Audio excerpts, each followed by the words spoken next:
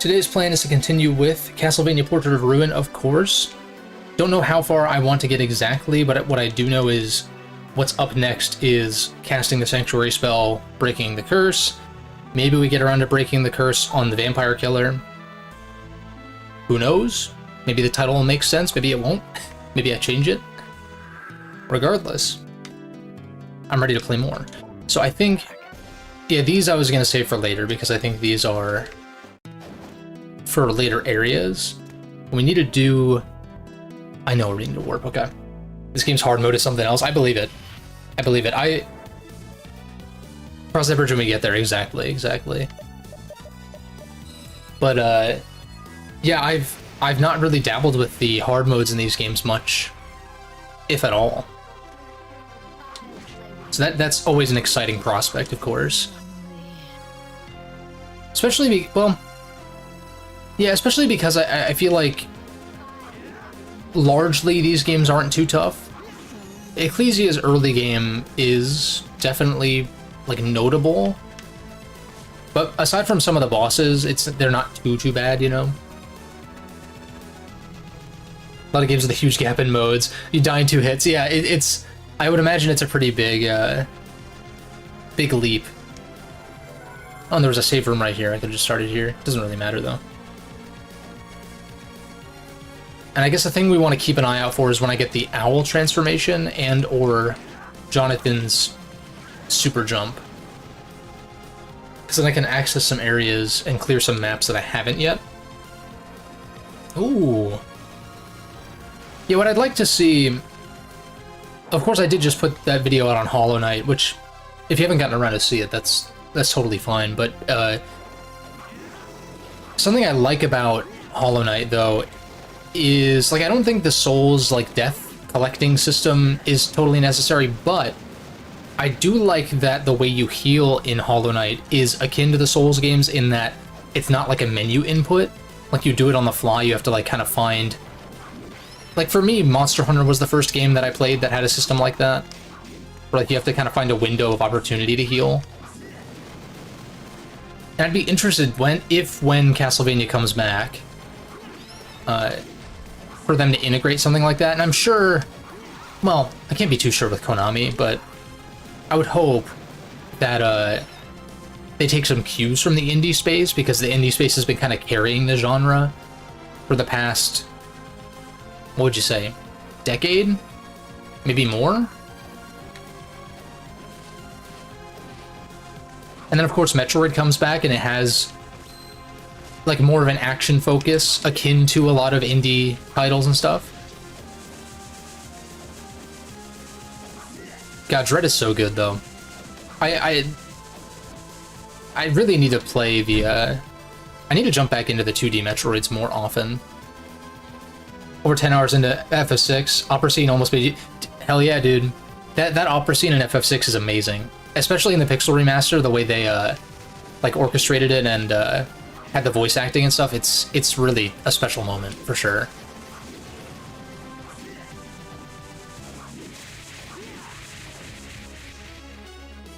Yeah, FF6 has some really great character moments, for sure. For sure.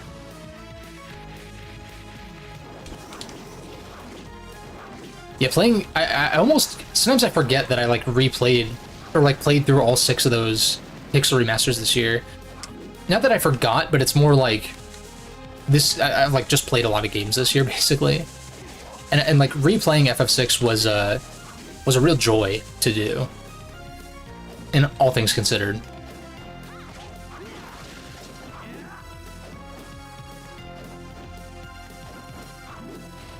But I'm really interested to see what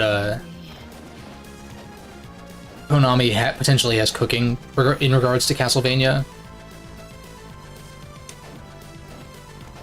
Because I feel like there were rumors maybe within the past year or two of them starting production on a new Castlevania, but, like, who knows?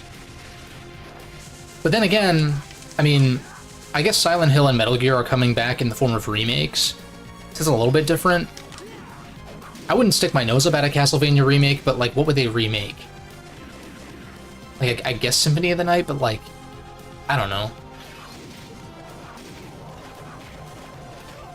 I feel like in this particular case, I'd want them to do something new.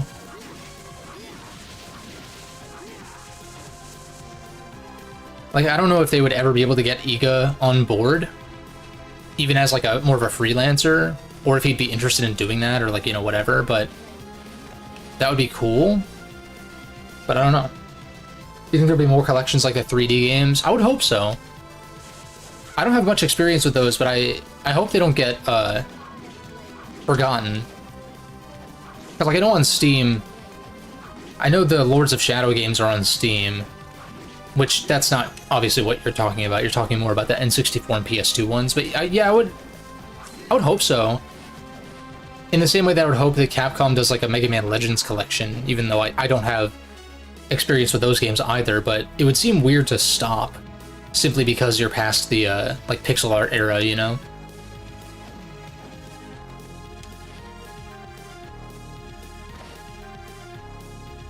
And I feel like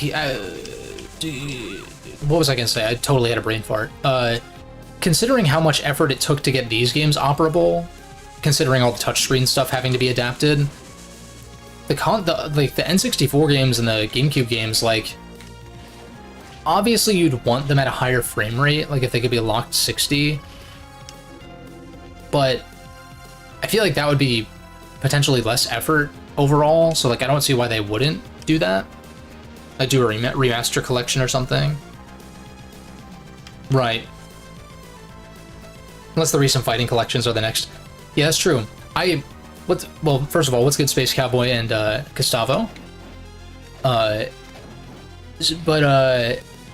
actually have my eyes on the Capcom Marvel fighting collection. Like I'm not much of a fighting game guy, but I like me some Capcom. I like me some Marvel, you know, casually. And it's like, I mean, these games are highly, highly regarded. So I'm not gonna pick it up full price probably because I'm just not big into fighting games. I don't think I'd get that much value out of it. But I think it's very cool that like MVC2 in particular is back, because I know how big of a deal that is.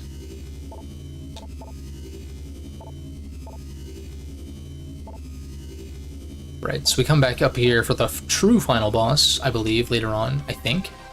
Or maybe it's just after the sisters, I don't know. I don't remember. Like fighting games, so you're not very good at them. Yeah, like, that's probably closer to being accurate with my experience with them. Like, I want to, well, it's just the time investment, basically. Like, to actually get skillful at a fighting game, and it's like, I understand the appeal, and I think they're fun to play casually, but beyond that, I'm like, I mean, where does it end, you know? And I guess the fun is that it doesn't, but you're kind of okay at Tekken 3. I mean, it's cool to have a niche, like if you have a particular game that you're decent at. I would say that I was half decent at Melee back in high school. Yeah, I don't think I mentioned it to you, Space Cowboy, because I think that collection sort of just, like, it flew under my radar a little bit, like it got announced, and I just, like, totally, I don't really, like, watch the Nintendo Directs fully, usually. So, we got some plot development here, though. We have no time to waste listening to the words of a despicable human. Right, so they're under Bronner's control. Stella, do you have the Sanctuary spell equipped? Oh shit, that's right. Okay. I forget what the bad ending ends up being like, but...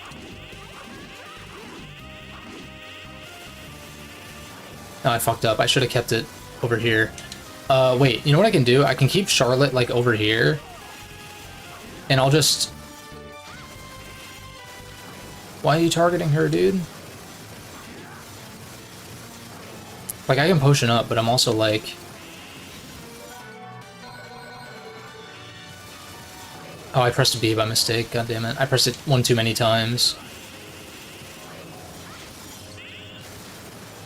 Dude, stop targeting her.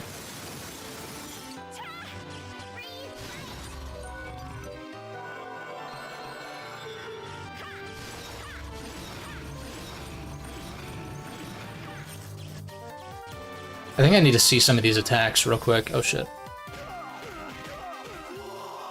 Okay, fine. A lot of RNG whether this goes. Yeah, I don't even remember how I did it the first time around at all. I feel like the Street Fighter games are not a master. You can dodge their attack, but it's rough when they do that attack, yeah.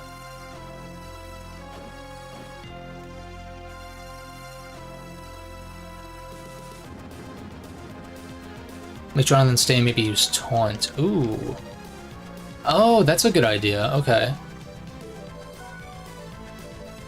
Yeah, that's probably what you're meant to do, right?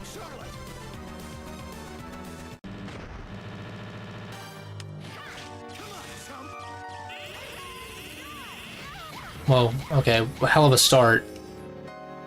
That is a hell of a start. Can y'all not?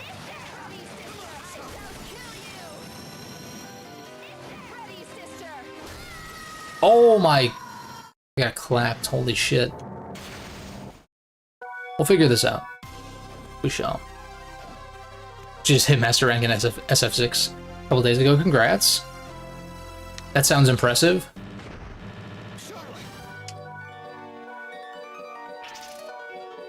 Taunts. Yeah, I gotta kind of think here. Fuck.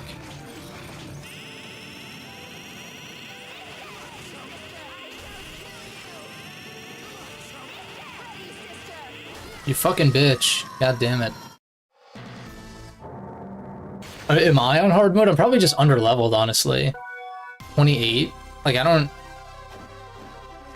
That is crazy damage, though. Also, so I don't have to do this every single time. I'm gonna save with this configuration.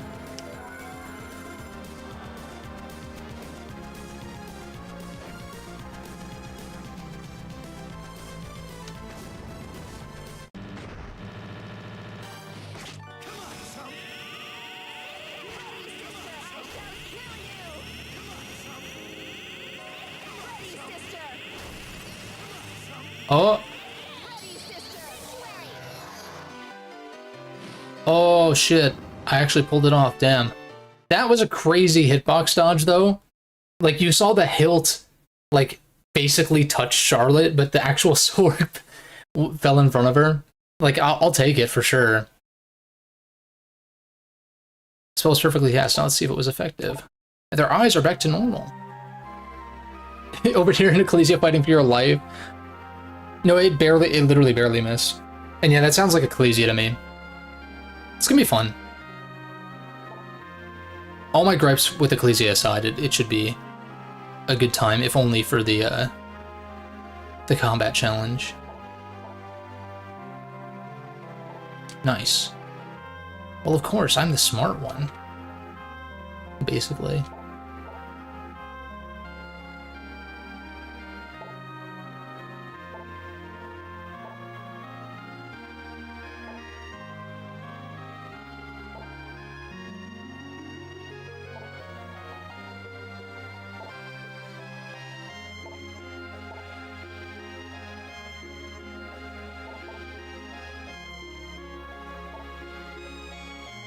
It only shares the fate of the Morris family. We are Lacards, after all. Still, and this is my younger sister, Loretta. We already know. Anyway, we must hurry.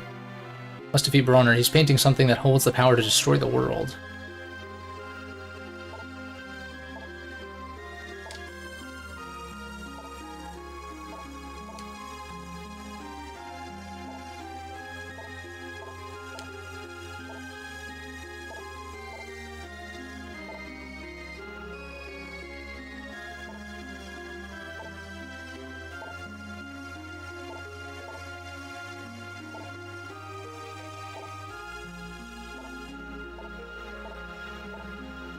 Do I want to try to fight Richter right now? I don't know. Pretty much the highest rank you can reach. Ranked outside of the actual fighting game community pro players. In Legend? Okay, I see. Gotcha. Nice. Master rank only contains about the top 9%. That's kind of crazy. That's wild.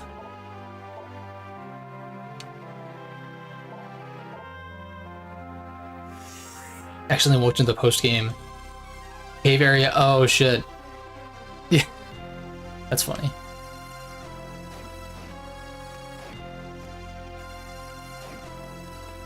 Let's see here. It might be a bit of a stretch turning this into a 4-parter, like total, but I don't think it'll be too bad. If anything, like next time might just be a little on the short side, which is totally cool.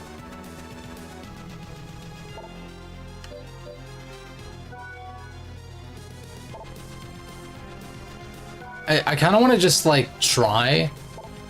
I do remember this fight being tough,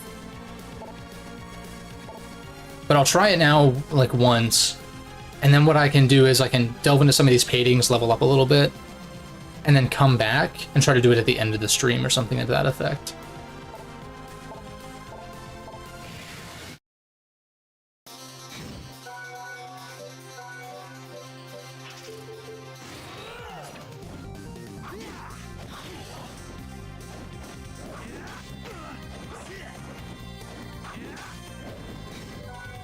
I might as well go all out, right?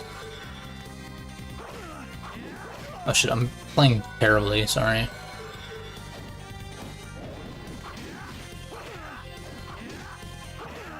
Oh shit, he... Wait, okay, I was like, what? Okay, we don't actually game over. That's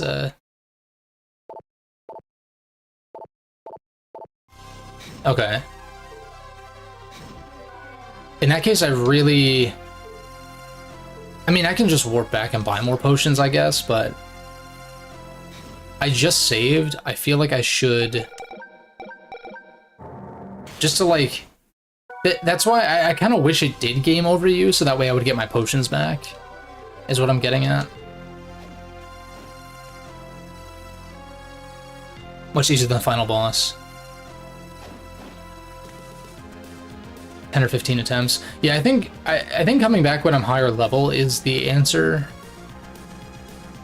So let me see here. Oh, that's right. Some of these are blocked off, so you have to pick between one of these two. I gotcha. Okay.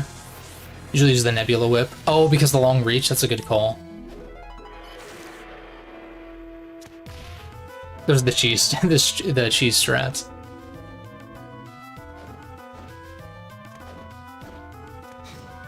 Yeah, I think...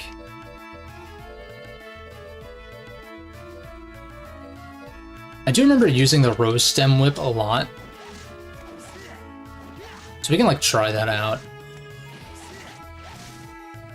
But these areas should provide some good levels, so that way I can at least tank more hits and, you know, kill him faster. Even though I totally could do it now if I just, like... you know, learned how to dodge his attacks and stuff.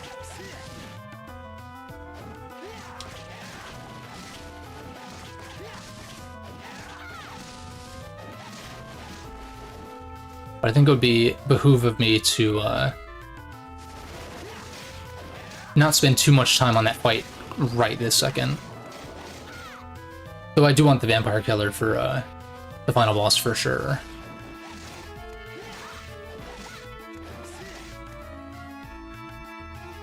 But yeah, I guess while we're in the midst of this.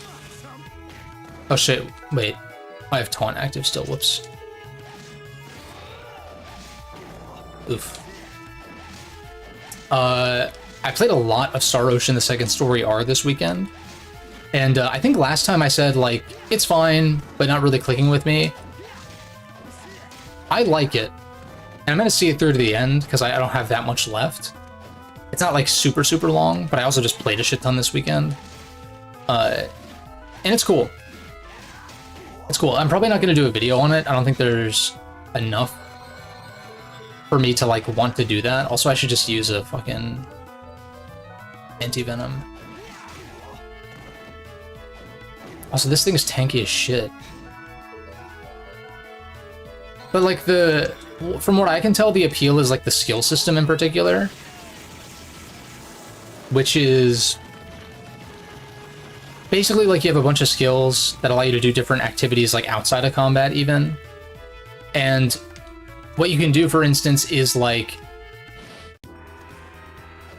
Oh, this is like the actual way in. Like there's like the writing skill. And so like you can do that and then you can make skill books, which allow you to level up other skills with those skill books, right? And then you have ones that are like, that enable you to like kill weaker enemy encounters without going into combat. And there's just like all sorts of different like synergies, I guess you could say. Like, oh, invest in this skill so you can do this thing that'll help you level up faster. So it's really all about like power leveling in that way and kind of making the most out of those synergies. And so it's like one of those RPGs where you're kind of meant to break it, and I don't know, I think to an extent that can be fun, like by the end game or something, but when it's so flexible, that's not typically my preference, I guess I should say. I prefer something with like a steadier difficulty curve, I would say. Because like the combat itself has been like the core components of it I'm not like super wild about, but it's charming enough. You know, it's like it's pleasant enough to like, it's a pleasant enough game to play that I don't mind seeing it through to the end. Especially because it's more of like a 20-25-ish hour RPG, maybe like 30 at the most, unless you're doing literally everything. So it's not like super, super long. And so that's part of the reason why I'm like willing to see it all the way through. If it was like a 50-hour game, then I probably like would bail at this point. I've like stopped paying attention to the story though. That's something that it's like fine, but it's really kind of just, it hasn't really done much to grab me. And so after a certain point, I just stopped paying attention to it too much because I'm just really there to just like finish it, and that's pretty much it, I guess. It's like totally weird. Like the appeal to it, I feel like the appeal of that game is like not really what I look for in RPGs, but I get it, and it did kind of suck me into the like min-maxing, not even min-maxing, just like max-maxing of your skills and shit. Because it's not even one of those where you necessarily need to spec into certain skills either. You grind enough, or like you use these exploits enough, which the game totally wants you to do, because like that's why they're there. You exploit the game enough, and you can max out pretty much everything on everyone, which is another thing that I don't particularly like in a lot of RPGs. But it kind of depends, I suppose. But it's cool though. It's a good game. Like I see the appeal. I don't understand the like 10 out of 10 masterpiece kind of stuff, because I feel like the people have been very high, like people have praised that remake very highly, and I think as a remake I understand that. But the game itself, like that is being remade, and like, you know, the core of the game as a game, not my favorite ever, but yeah, enjoyable enough. Like if you want like a breezier, very exploitable RPG, it's definitely up there. Like, or rather, I could say, like, I understand the appeal from that front.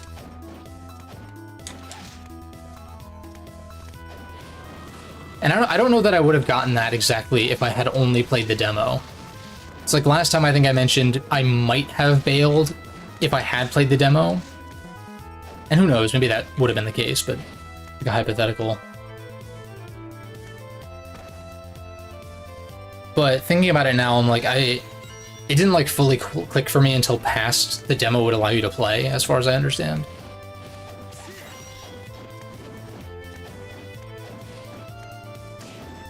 Yeah, I had thought about doing a video on it, but then I was like, I like stopped paying attention to the story, so I'm like, I don't really want to do a video on it if I'm gonna...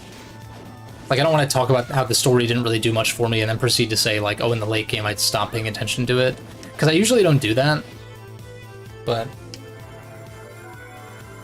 what's considered the most critically acclaimed Dragon Quest games? Probably 8 and 11.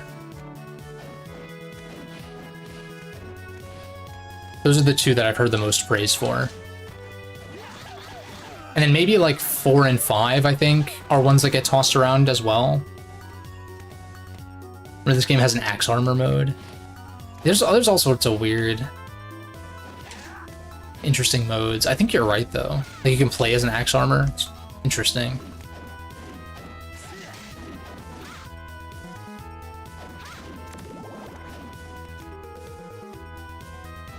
So way later into the franchise. Yeah, so like 3, yeah, I guess 3 is another one, especially in Japan. Yeah, Space Cowboy has more experience with Dragon Quest than I do. I'm planning to remedy that when the HD 2D stuff comes out, though. Although, I'm probably gonna wait until the 1 and 2 remakes next year. Even though 3 is a prequel to 1 and 2, like, those are the only 3 I think that are directly connected, maybe? But they're, like, in trilogies, right? Or, like, there's trilogies of games that, like, take place in the same world, to some effect. The only DQ game I've played is 9, and that was back on the DS. Like, actually, at the time, which was interesting for me to pick that up, considering I didn't really know much about Dragon Quest. I know this is a thing in a good number of Dragon Quest games, but the appeal of Dragon Quest IX for me was like the way that you build your party and stuff like that. I thought was cool, but I think that's a thing in like a lot of the earlier games too. It's just obviously those weren't as well. I guess okay, 4, 5, and 6 I think were on DS, but I had no idea at the time. Hear a lot of great things. Yeah, I feel like 8 is the one that I see get tossed around most as people's favorite. But the other ones that Space Cowboy mentioned, like 11 and 3 and 5, also get kind of thrown around in the conversation as well. Yeah, what I'm hoping is I'll like start with the HD 2D ones, and then I'm hoping by the time I'm done with those, or by the time I'm ready for more, they'll re-release 4, 5, 6, 7, 8, you know, really all of them, but obviously probably in batches, right?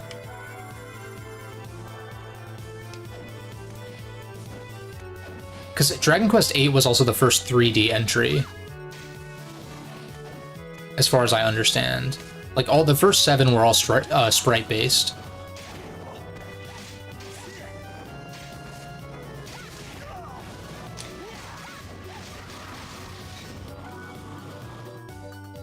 So I think that's probably part of it, too. Like, that jump to consoles is usually a big deal for most games. I want to play the DQ3 remake. Not sure what to expect. Probably expect more of a bare-bones story, if I had to guess. Just from my experience with the Final Fantasy Pixel remasters, I wouldn't expect, like, the narrative and characters to be, like, the strongest point, but it's more about, like building your characters, basically. Because it has the job system. Or, like, I think it's called vocations or something in those games.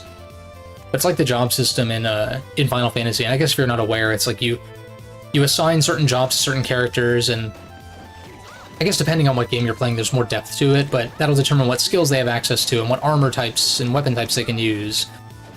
And like in Final Fantasy V, for instance, you can permanently learn some skills and then equip them when you have a different job equipped, so you can kind of mix and match abilities. So I don't know exactly how it works with Dragon Quest, but I also wouldn't expect the games to be too long either. I don't think... Like, the early Final Fantasies were very short, so I'm assuming the early Dragon Quest games are similar in that manner. Like, I 100%ed the Final Fantasy Pixel remasters, and the first 3 combined probably took me as long as FF6 took, honestly. Xenoblade 3 implemented something like that. Okay, I think I know what you're talking about. Shit. Charlotte, no.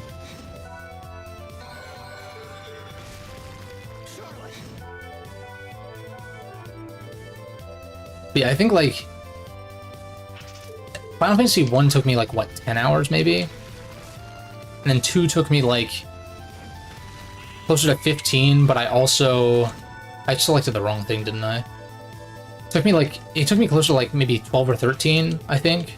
But I had missed some stuff and I had to go back, so that's part of that. 3 was like probably about the same, like 15 at most. And then 4 was like 20, 5 was like 30, and then 6 was like 40. And considering the Dragon Quest games started sooner, like earlier, they're probably gonna be a similar length. They might be slightly expanded. That makes sense though, yeah. Because they are full-on remakes. They're less...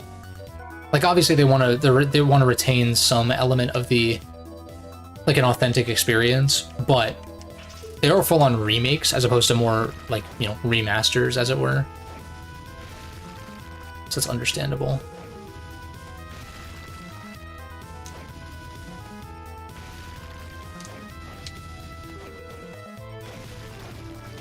That's bullshit. Okay. I probably need the owl to get that one corner that I missed.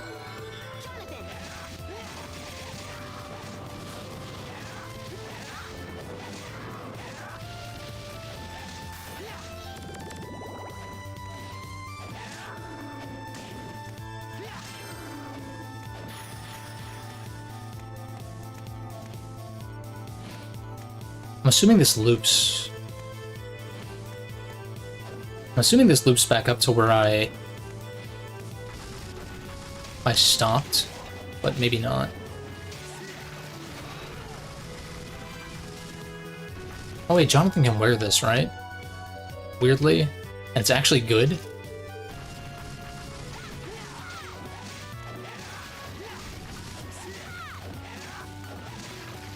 Nice. What the hell is that?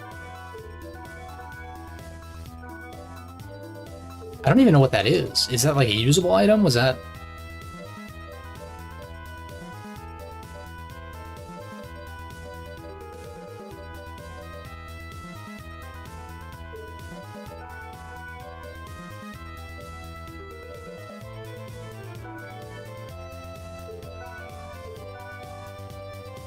Start with the U, right?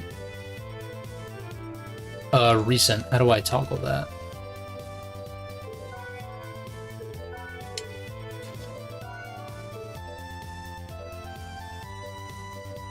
Maybe it wasn't an equipable thing.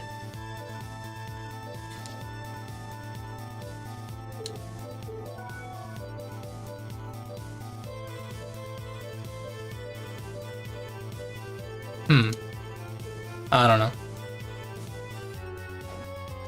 Potentially just, but yeah, I mean, I have no idea what they have planned as far as like adding content or expanding on stuff or whatever. But I wouldn't be surprised if it's not, I wouldn't be surprised if there aren't some additions and changes and whatnot. Like, even the pixel remasters, they changed some stuff. Like, mostly some really annoying things, like with the early games. Like, Final Fantasy 1, for instance, if you killed an enemy... Like, let's say you set all 4 of your guys to attack. If the first guy to attack killed the enemy that you were targeting, then the second guy would not target the next enemy automatically. It would just target that empty space. Back on the actual Famicom or NES. It's like that was changed, and I think like the spell system was slightly tweaked to be more like a FF3. I don't exactly know how it used to work. But like there were some changes and like obviously polishing some things up and whatnot, but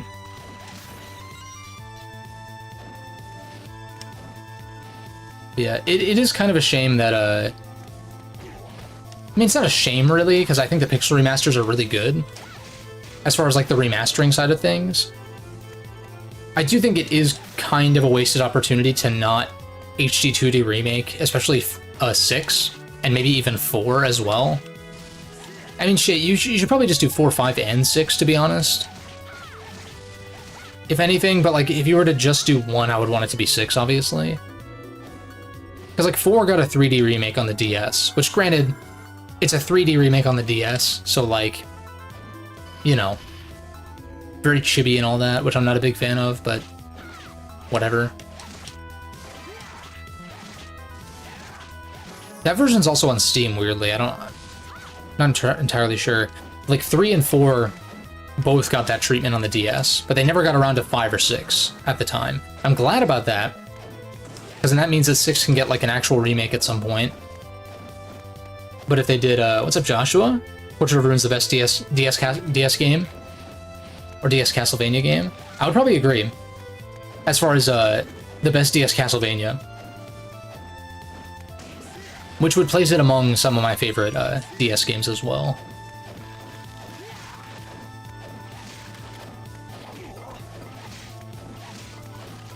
But yeah, what was I saying?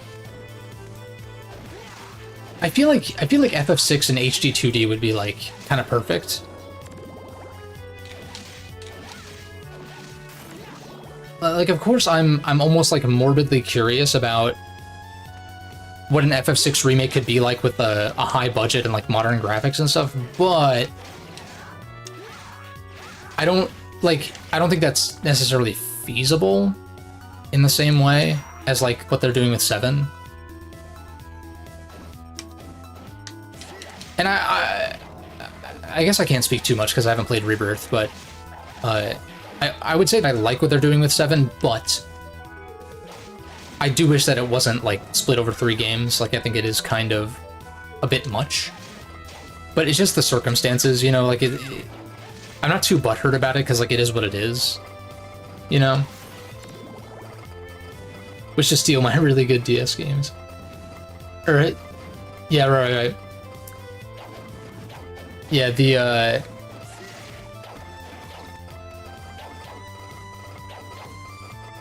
not that you had good games. I don't know what's going on. What is going on this top floor, though? It's fucking, like, bone shurikens everywhere. Christ. Also, I meant to anti-poison.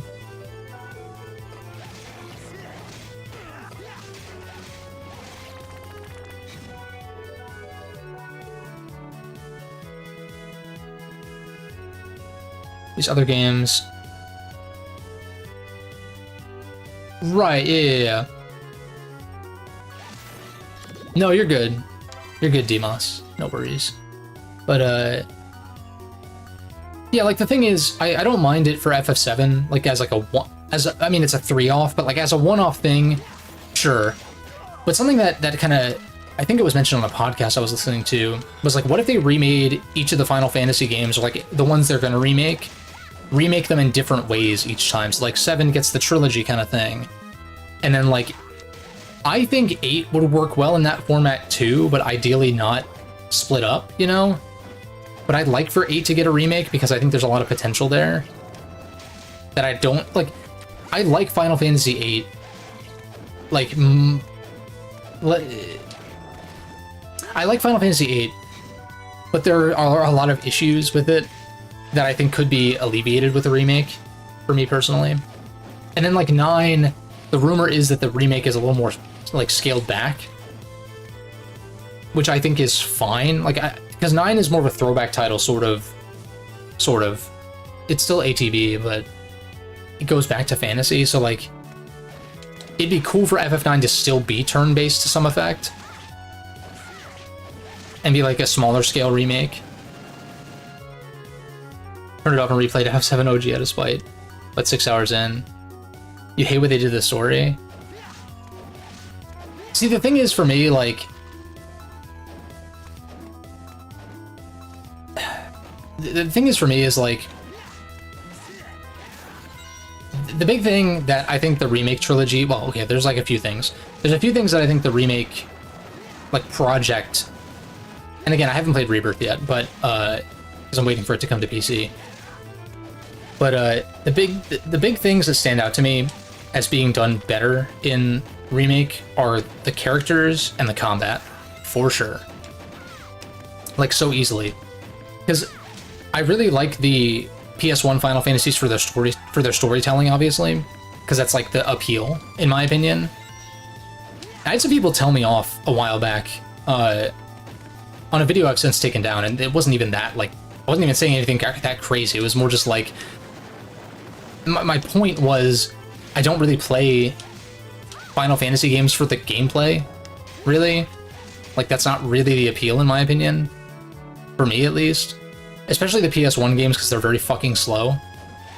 And the speed up is nice in the modern releases, but it's not like... It's like a band-aid solution. I'd rather...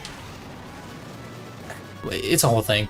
But the big thing for me is, like, I just don't buy into the characters of the original 7 as much, with a few exceptions. Like, Cloud in particular is an exception to that. But, I'm, like, open to them changing the story, because, like, I don't really regard, like, FF7's story, especially early on, to be, like, this, like, flawless masterpiece or anything like that. I like it. But especially once you get out of Midgar, I feel like the game really drags for me, which is why I've struggled to replay it. Like, I've only played it in full once, and every time I play it, it's like, I'll get through Midgar, and then I'll get into the... It's not even an open world, it's all linear. It's still linear. But I get to the part where it's like, okay, everyone take turns having your backstory, and then you're not relevant for the rest of the game. And just like stuff like that, it's because it's a product of the time, and I get that. Still doesn't make it appealing to me, largely. Like, for me, Disc 2 is really where, like, it gets cool and interesting, but that's so far into the game. That's so far into the game that, like, I just can't... I haven't been able to justify a full replay.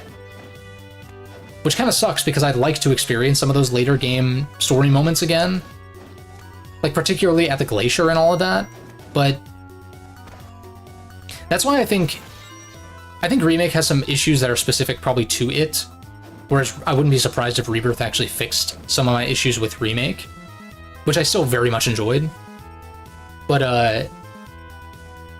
I would be surprised if I didn't prefer Rebirth to Disc 1 of FF7. Now, whatever they do with the third part, or like whatever, however it concludes, I don't know. But even the things that I didn't like about the story changes, like the whispers and all that, it's something that, in my opinion, could be remedied. Like, it's not something that could not be fixed with the other parts of the trilogy, in my opinion. On its own, it's kind of stupid, and I get that. But I think the pros outweigh the cons, largely. Been interesting in playing FF9. Yeah, FF9 has more of a difficulty curve, like more of a traditional, like, you know, class setup and progression and all of that. So it curves a little bit more, like, naturally, I guess. Shit. It's just that the battles are really slow, but if you play the remaster, then you can just use the speed up function and it's fine. Or, if you are able to play it on PC, you could play with the Moguri mod, which is an awesome, like, kind of enhancement suite for the FF9 remaster that most recently, that's what I played, and thought it fixed a lot of things. You can actually speed up the battles. It's a little tricky because the animations are tied to the frame rate, so if you do increase the frame rate for the battles, they do just, like, kind of bob around faster, but it is smoother, so, you know, compared to SMT, it's a baby game, but still. Right, yeah, and that's the thing that I got a lot of flack for on that one particular video, but I think it's just whatever.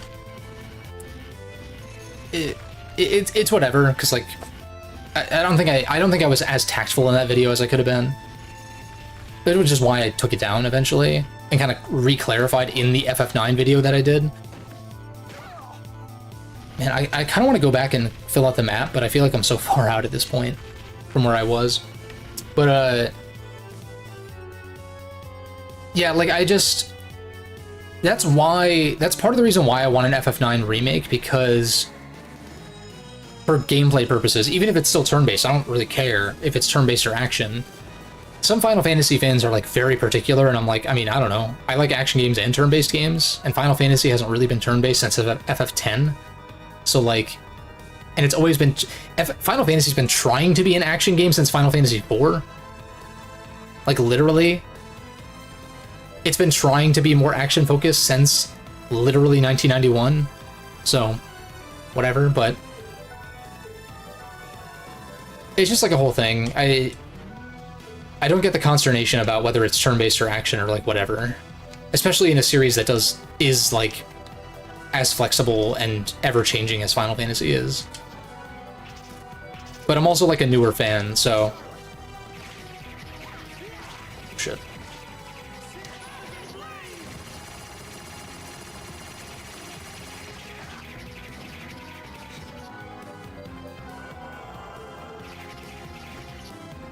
Oh, it's not enough? Oh, it's because Jonathan's dead.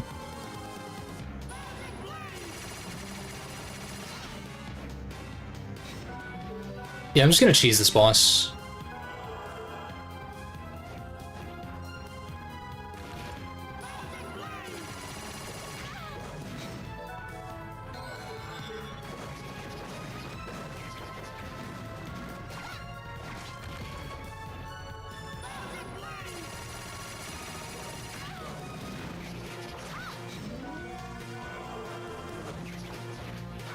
Like, if I had a button to use a potion, or like a separate button to use a tonic, I feel like that would improve this. I think the solution with these games is to just, like, not use potions, basically, or get around to doing that. We're gonna weak the enemies in Symphony of the Night. Yeah, Symphony of the Night is pretty breezy early on. Like, the first couple bosses can be tricky, I would say. Like, in particular, like, the very first boss, just, like, if you haven't leveled at all, you know? And the mirror match or whatever, like, the... whatever it is. The, like, phantom version of yourself, or whatever. I remember those two fights being, like, a little tricky, but... overall... That's nice how it loops back in on itself, but... Oh, I probably need the owl to get up that middle shaft, yeah. I want to head back real quick and look at any more side quests I can get, though. Consider Symphony of the Night to be the easiest Castlevania game you've played. Yeah, I would agree it's on the easier side for sure. Beyond maybe some of those early game things.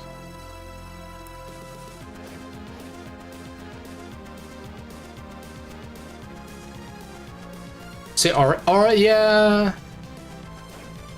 Yeah, Aria, yeah, I could see that. Aria of Sorrow being easier. That's a good point. Aria is on the easier side too. For sure. Let's check out any side quests I can maybe pick up and knock out real quick. Just because I'm making good progress.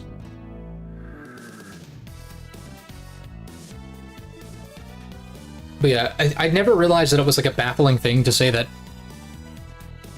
Final Fantasy's turn-based gameplay is just not, like... I can't speak for 10 as much. I'm not, just like, but like the early games, the ATB games, like, I like it fine, but it's not really why I'm here, you know? It's like not really why I play those games. Although I will say that Final Fantasy V surprised me with how much I enjoyed the gameplay systems and all that. It can be very grindy, though, which is why you should use the boosters in the Pixel Remaster, but...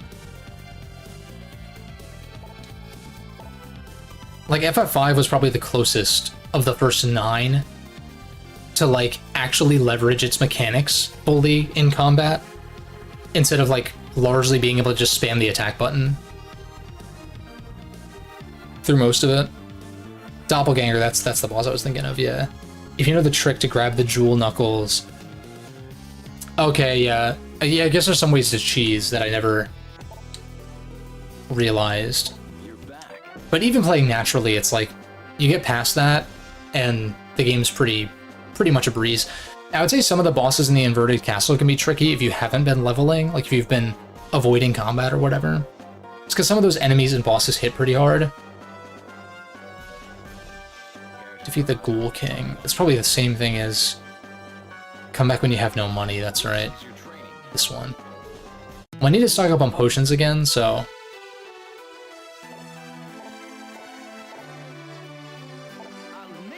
If there's a time to do this, it's probably now.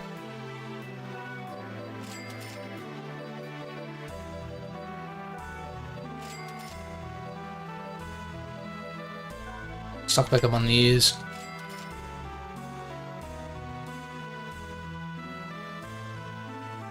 Yeah, I mean, it's not Doppelganger's not a hard fight, but it's more just like...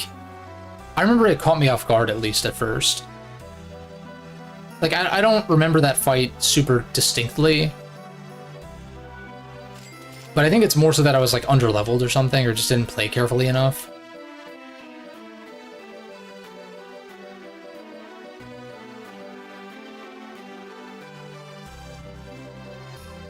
Is there anything worth spending this extra 800 gold on?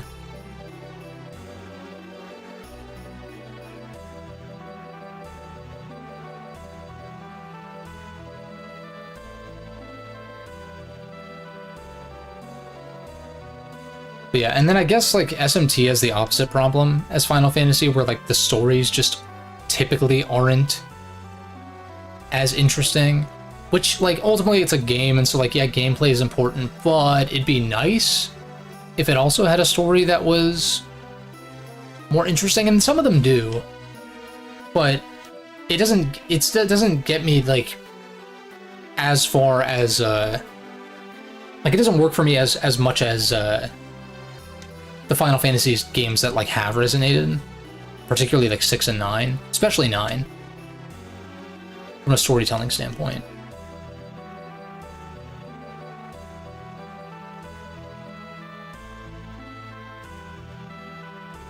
No weapon, and we're just hitting each other for 3. What should I spend this on? Well, I guess I can go grab a little bit more gold and then buy like another high tonic or something. Because if I need absolutely 0 gold, then I'm gonna need something divisible by 100 or whatever. Where's the best place to do that?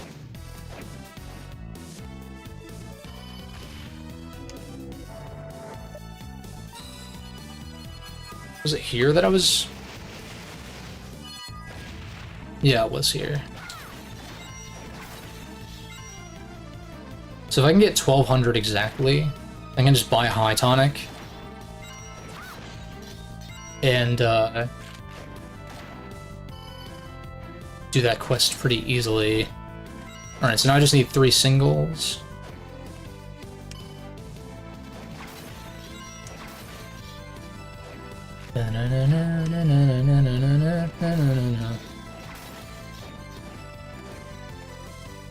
That said, though, not to spoil the eventual tier list for the early Final Fantasy titles that I do want to do at some point, but 7, like as far as the early FF titles are concerned, like 7 definitely ranks pretty highly, because like how could it not? Especially when like the things that I like about FF7 I really like. It's just mostly that pacing stuff and just the characters not really doing it for me by and large. Especially early on. Like Cloud eventually gets there, but like I said, that's like Disc 2 stuff. And Disc 2 is like 15, 20 hours into the game. It's like halfway through basically. It's like I just don't like the first half of the game that much. That's the issue.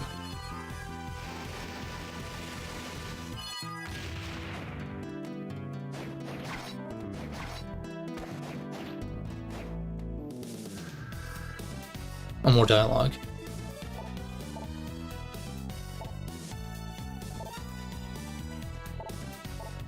Didn't they already explain this?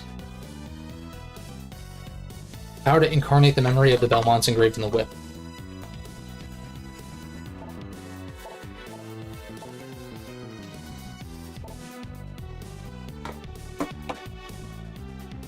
There's like too much shit over here.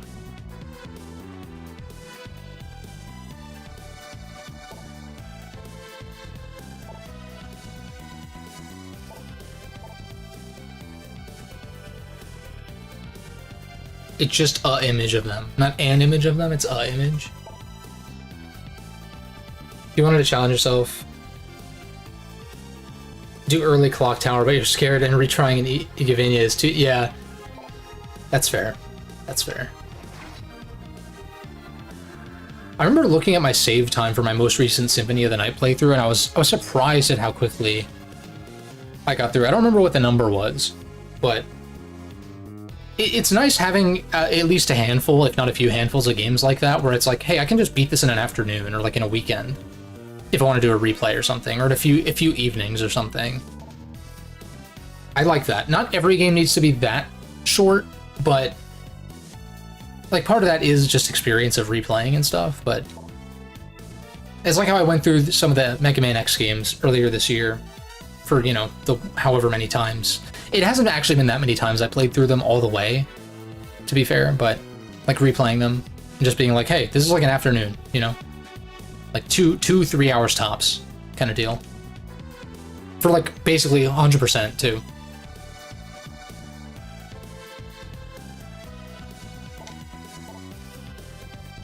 So it's like, it's cool to have that. Oh, I need to actually spend the gold. So buy a high tonic.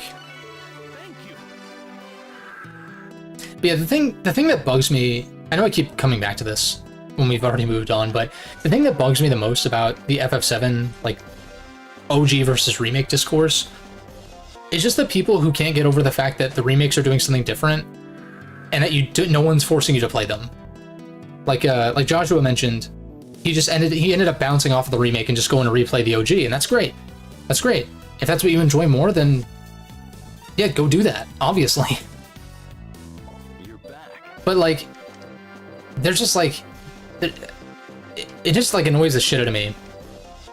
The people who are like, oh, the remakes are garbage, and like stuff like that. And it's like, it's clearly not. It's not perfect. No game is perfect, first of all. But it's more just like, get over yourself and just like go play something that you actually enjoy then. Like, literally no one's forcing you to do this. You know? And that's like remake discourse in general, where I'm just like, I didn't like Pokemon Brilliant Diamond Shining Pearl. As someone who grew up with Diamond and Pearl, granted, Platinum's just better. Like, period. But it's one of those things where I'm like, I'm not constantly butthurt like, oh, people who like BDSP are dumb and wrong and they're babies and like whatever. It's like, I don't care. Like, Jesus Christ.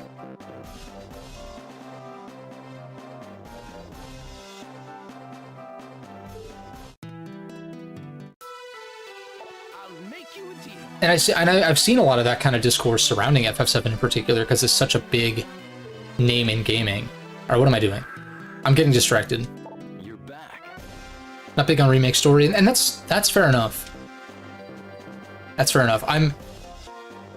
Yeah, I guess video game discourse in general has a tendency to be like that, which is fucking annoying, in my opinion. But yeah, new thing bad, old thing good. And tale as old as fucking time, dude. I hate it. I hate it because, like, I get it. The number of games that have released in the past 5 years that, like, have cracked the all-time list for me are it's pretty low. Like, it's a pretty low number. There's a pretty low number of new releases that I even play, like, period, especially on day one. That doesn't mean that I don't greatly enjoy some of these new releases, though. And it doesn't mean that there wasn't a lot of garbage that released back in the day, also. This is what we've been going through with the new Atelier game. Oh, the upcoming one that's like, it's like action combat now, right? I bet people are pissed about that. Find a New York steak, defeat the Ghoul King. I would guess the Ghoul King is in the desert area we just did. And I would guess that the New York steak is available. Portrait of Ruin quests.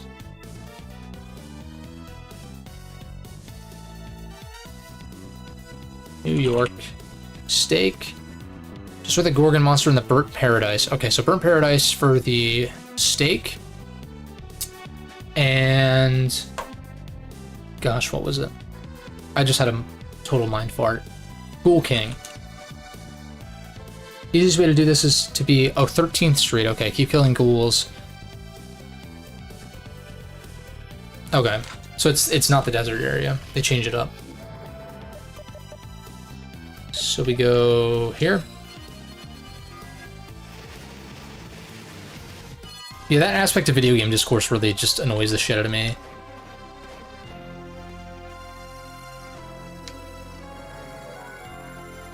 But at the same time, it's like, you can also practice similar things as to what I'm saying, like counteracting what I'm saying, where it's like, I don't want to be the guy who's like, you know, the discourse is so shit, like, I'm just, like, complain about it, just, like, go somewhere else and do something else, and, like, that's usually what I do, though.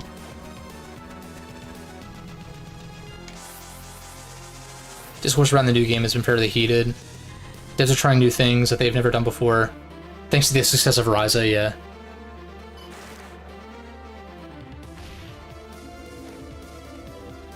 This track is such a banger, dude. I need to find where the ghouls are hanging out. Like,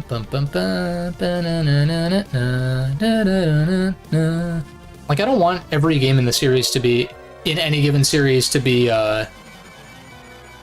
exactly the same. This is pretty hype, though. I just need to do it sooner.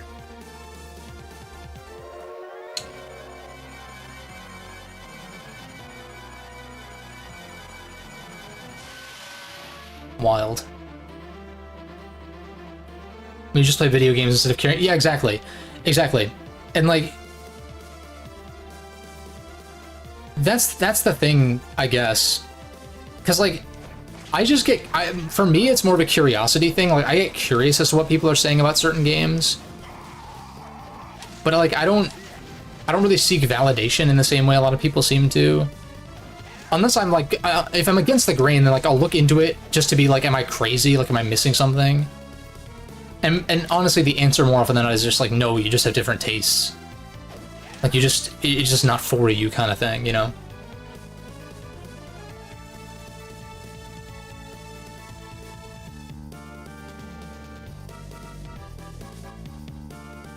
Yeah, like... Do I care if someone else loves it? Not really go them? Yeah, exactly. Exactly. The thing that bothers me is when that dominates the conversation instead of, like... Just because it's not, like, productive. I mean, okay, we could argue that if any of this is productive in any meaningful way, but, like, I like talking about video games, and it's nice to hear what other people have to say when, like, they actually want to have a conversation about it, instead of just being, like, I'm right, and then plug their ears and la la la la kind of thing. What is it? The donkey meme of, like, I'm right, you're biased, bye-bye, right? Or whatever it is. But that's like scarily accurate to how a lot of, like, grown-ass people communicate on the internet, which is just, like, baffling to me. Let me enjoy old game, let them enjoy new game. Yeah, sure. Totally.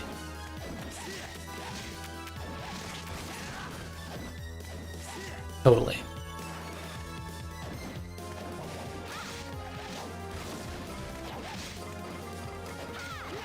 Because, like, I don't want to keep rehashing the same points, but, like, for me, I'd recommend, I don't want to repeat myself, but I'd recommend checking out my 7 Remake video, because, like, I kind of touch on it more eloquently there than I probably will here. Because I was, like, you know, fresh off of it, and I think that video was scripted, one of my few scripted videos on the channel, but, or at least it was mostly scripted. What's it called? God, what the fuck was I gonna say? It really is one of those things where, like, I don't want to judge the story too much just based off of Remake, because it's literally a trilogy. Like, that's kind of where I'm at, where I'm like, let me see what they do with the other 2 parts narratively, and then be like, is this good or bad, or do I like this or not, or, like, whatever. Like, that's kind of where I'm at, because I'm like, I just don't feel like we have a complete, like, the complete picture with just playing Remake. And I'm excited to play Rebirth, because, like I said, that segment of the game is, like, a bit of a slog in the original, in my opinion. Judging by its own merit. Yeah, right. And, like, whether or not I don't like it, or, like, if I like it or not, like, to me, I just think, with the combat, it boils down to, like, I think there's definitely room for improvement, but I think the core systems in place in the combat in 7 Remake are awesome. Like the hybrid action, like kind of turn-based ATB stuff.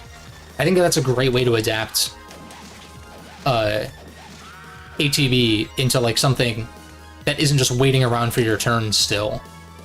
And even then, like in most turn-based games, you're not really waiting for your turn. Like you are... It's a whole thing. Especially in the PS1 Final Fantasies, because like they're just so fucking slow. And that's not like a, oh, Gen Z, oh, TikTok. It's like, no, it has nothing to do with that. They're just fucking slow. Like, play literally any other turn-based game. Or pretty much any other, like, high-profile turn-based game. They're slow.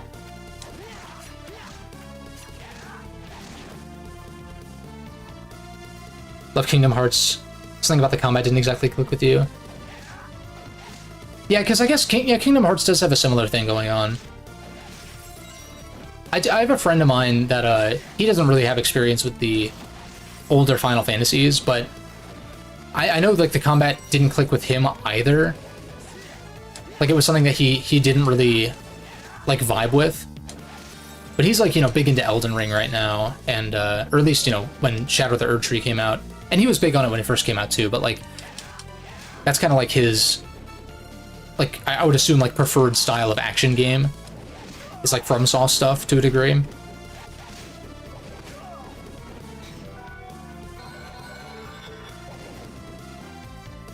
But then, like, he also likes the Persona games to an extent as well. As far as I understand, like, he enjoyed Persona 5 in particular. Combat and stuff like that.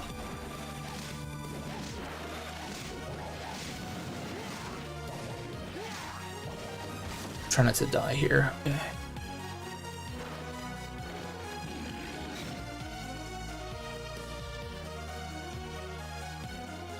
Could never get into Kingdom Hearts 358 over 2. Yeah, I've never really tried Kingdom Hearts. I think I played a little bit of maybe KH2 at a friend's house back, like, during, like, closer to the PS2 era. But, like, did I mention this already? I don't even remember.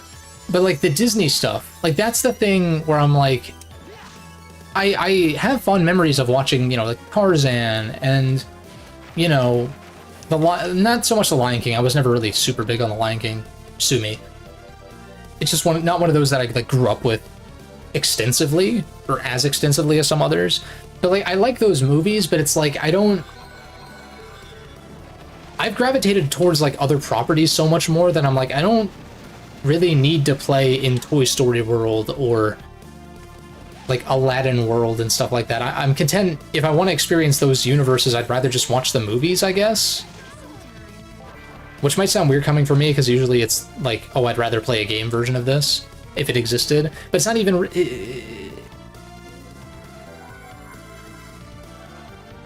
It's like, do I want to relive the plots of these movies through... it's just like the Disney side of things. Prefer Aladdin to the Lion King? I would probably agree. Aladdin's also not one that I think I watched a ton as a kid. Like, Tarzan was really, like, a big one for me. That was probably... if I would guess, that was probably my favorite, like, Disney animated film at the time. I'm trying to think if there were any others. I was much more into Pixar, though, like Toy Story, and I still think The Incredibles is a great movie. Probably my favorite Pixar film.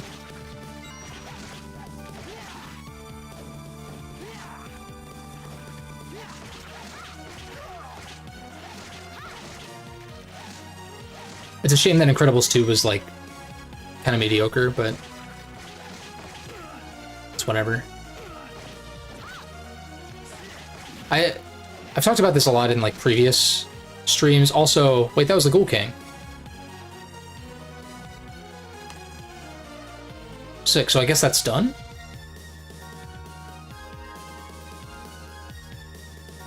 What's up, Dented Dave? Like Disney movies, but you're not a big fan of them. Like, that's the thing for me where I feel like if I grew up with Kingdom Hearts, I would be more into it, in that I was like watching more Disney stuff at the time, whereas currently I know they pull from, like, their back catalog. It's not like they're pulling from new Disney stuff, because, like, who gives a shit about that? But like, okay, someone does, but I don't. But it's just like, yeah, it's just, I don't know. Into your edgy phase early, like I much more gravitate, like the properties that I think of that I'm into are like video game properties, primarily, like currently. It's like I'd like to try Kingdom Hearts, primarily for the gameplay and just to like see what's up, because people swear by them. But like, and who knows, maybe it'll click with me for some reason, but I just, it's the Disney aspect that I'm just like, I'm not drawn in by this. You know, I don't mind like kind of the schlocky original stuff that's there. And maybe it's not schlocky, I don't know. From what I understand, it's kind of schlocky. Even people who like it will admit that it's like a little schlocky. But despite that, I can get on board with some schlock. I mean, Kingdom Hearts is an awesome atmosphere and vibe. I feel like the combat's too floaty and loose for you. You're back. Excellent. Yeah, it's interesting. I guess the atmosphere and the vibe is a good thing to consider. That is like a major factor that I tend to look for in games. I think that's why I like certain Zelda games a lot, as I've mentioned. That's like a big factor as to like, you know, what makes even Ocarina of Time, but like especially Majora's Mask and Twilight Princess special in my eyes, is that. Because like as much as I like Twilight Princess's combat, a lot of Zelda combat is like not amazing, so that's not, like, I enjoy it fine, but like in the N64 games you're spamming the spin attack. Like that's what you should be doing, by and large, with the exception of the boss fights. Which is why I like that the boss fights are, you know, crafted to be beaten in a specific way in those games, because, yeah. But, anyway. More to Star Wars, Lord of the Rings, movies, and video games growing up. Yeah, even Star Wars is something that, like, I grew up with Star Wars because my dad grew up with the original trilogy, and I guess I grew up with those because of him, but like also the prequels were out when I was young. But that's something that I really fell off of too, or like I like that universe, fine, but like even the games, like I know the Jedi games with like Cal Kestis are good. Like I played a bit of Fallen Order, but kind of fell off of it. It's like that's one of those that I grew up with where I'm like not, like that's another one that kind of went by the wayside after a while. I'm like not as interested in it, not as invested in it, I should say. Like I think about, I mean, just looking at the channel, you can kind of tell what a lot of my favorite shit is. You know, Mega Man, Megami Tensei, Castlevania, Metroid, Zelda, lots of Nintendo stuff that I grew up with, but even then, I mentioned earlier on in this series that, like, there's a lot of Nintendo series that have kind of lost me as of late.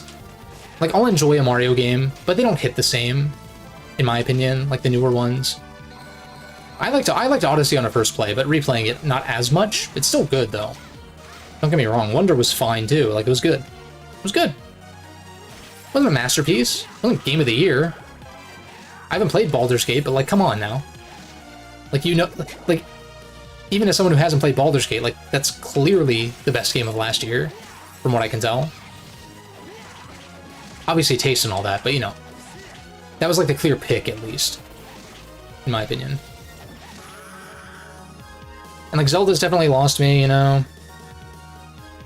This one seems a lot more colorful than other Castlevanias. It definitely is. It goes for a little bit more of a lighter tone, I would say. I think Dawn of Sorrow and especially this game are a little bit more colorful. But I guess also, considering how the GBA games look with those hardware limitations, it's not always the most appealing. Like Aria of Sorrow, for as good as that game is, it's like it's a very muted palette, you know. And then like Harmony's colorful but like a little abrasive, stuff like that. When it comes to Kid's Mascot, would choose Mario over Mickey Mouse any day. Yeah, I would agree. I like Mickey Mouse fine though. Like I mean, he just hasn't really been super relevant for a while. But like I'm trying to think if there was even like Mickey associated things from when I was growing up, and not Not really. Like, when I was, like, older, I know there was, like, Mickey Mouse Clubhouse and shit like that started to, like, come back. Like, Mickey Mouse stuff kind of came back when I was maybe in high school, but obviously too old to actually be watching that shit. Like, I wasn't really interested. Although, like, one of the songs, weirdly, I remember from, like, you know, you turn on the TV and it's, like, randomly on, and, like, you switch from it. God, that's so funny. That's something my sister would probably remember, too. The fucking hot dog song. God damn it. I don't know why I know that. That's funny. But, a la carte's Unarmed is so cracked early on. I never even really tried. I need to experiment more with Symphony of the Night whenever I go back to it. Because, like, every time I've gone back to it, I kind of played it more or less the same way as I did the first time. That's a trap that I tend to fall into in some games. Even if they are flexible. Because, like, I find a strat that works, and I'm like, well, this works, so... That's why it's nice when it's, like, any strat can work, because then it... And I guess you could say the same. Yeah, with action games, it's like, okay, any strat can work because you just gotta play better if you're using a worse strat, quote-unquote. But yeah. Something you have to break yourself out of, too. Most Mickey Mouse stuff is direct-to-video. Yeah, I guess Fantasia is, Fantasia was one of those movies that was put on a lot when I was in school. Like, when the teacher didn't want to do anything, or if... Like, because I was in band in, like, middle school and high school. And so... Like, especially in middle school, like, middle school band class, when the directors were out, they would oftentimes put on Fantasia, because, like, you know, it's music associated and stuff like that. So I've seen, like, the first half of that movie a lot. The 2000 version or whatever, because I think there was an older one, too. Like, the more recent one, I think. More recent being, you know, like 20, 30 years old at this point, but still.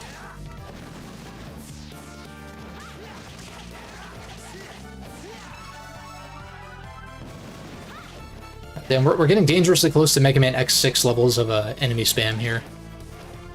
Some, like, ground Scaravich bullshit.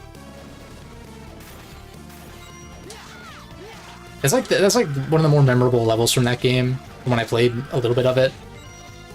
Just because of the enemy spam, it's just like, this is just really kind of a mess. Very cold take, though.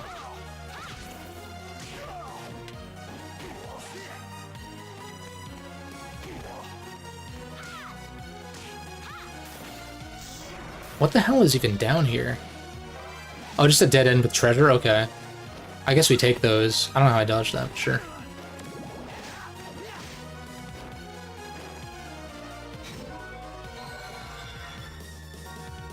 You'll defend X6, but that stage is trash. Yeah, that stage is pretty rough. There's some interesting improvement patches for X6. I think there's two different like improvement patches, I think, for that game that like vaguely interest me. But overall I think I'm okay. The music in that game is fucking awesome, though.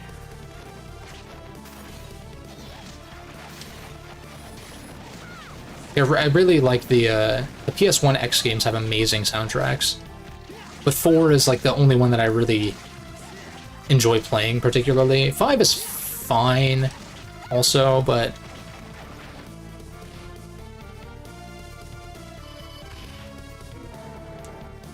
what else can I do here? Probably gonna have to double back anyway, but there was that one frog spot.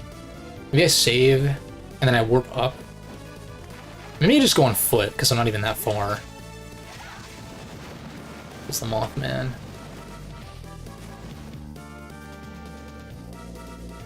Actually, there's a soft level up system in play.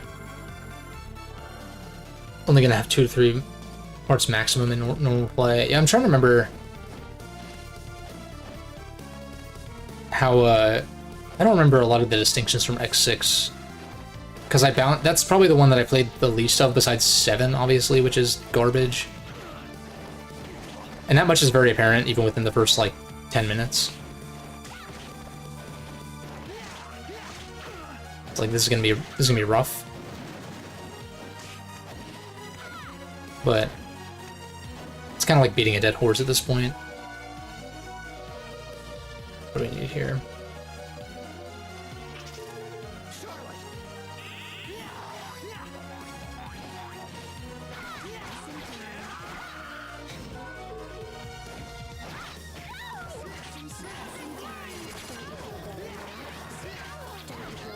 Fuck. Okay, I just saved though, so it doesn't matter. Just come back. I'm playing a little bit sloppy, just because, you know.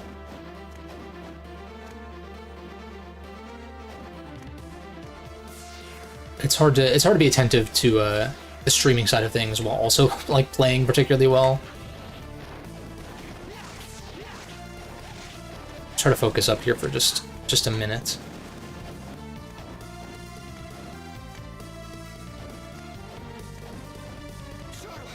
Okay.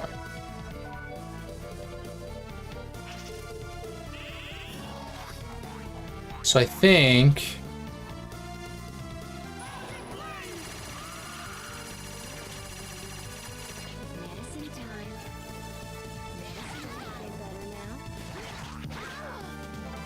okay. Nice. And we got another card out of that, which is sick. No, no, no, no, no.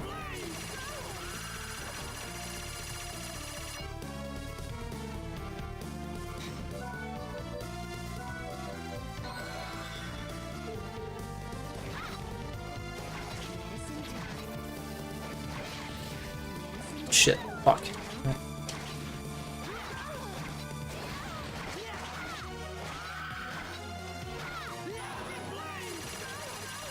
Okay.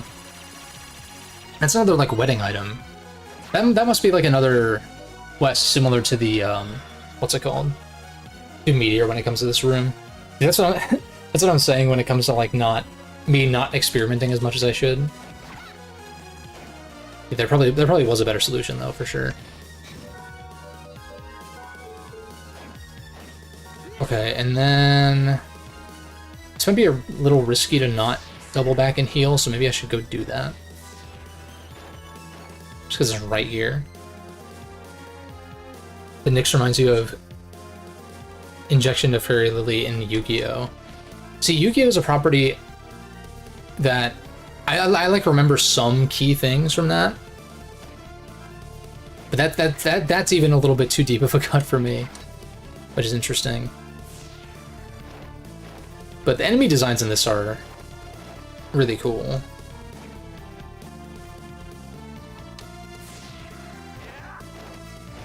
I like these sniper guys a lot. Shit.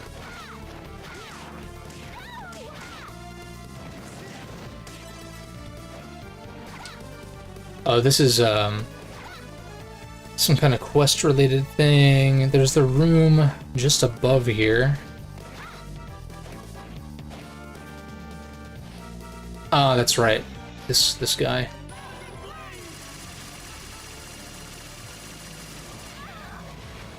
That actually killed him. Sick. HP max up. Lit. And if there's any secret rooms or hidden rooms, I can just double back. In fact, I can just see now. 87.6. Obviously, there's a few more rooms with the boss and teleport rooms back. Or like portrait rooms. So maybe maybe that's everything? There's probably at least one hidden room that I missed. I wouldn't be surprised.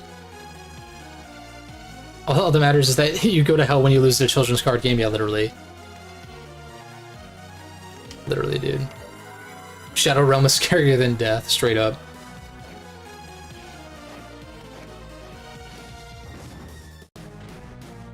This is the werewolf, right? Yeah.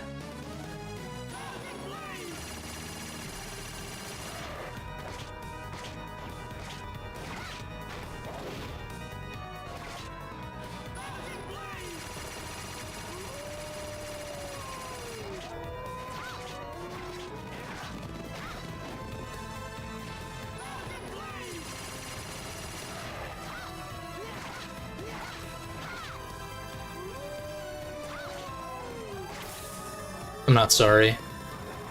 I'm not sorry for the Thousand Blade cheese. It's too good. Oh god. Get this man some clothes.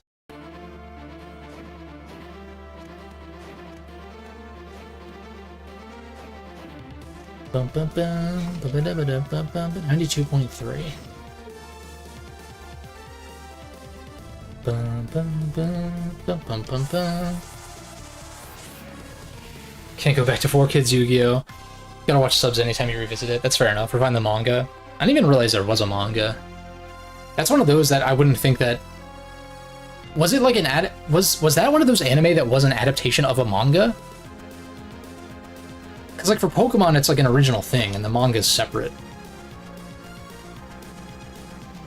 The real goofiness to yeah, there's a real goofiness to like 4Kids pretty much anything. Which I guess can be charming in its own way, but... The original Yu-Gi-Oh! Interesting. So did it start as a manga or a card game? Like, what was first?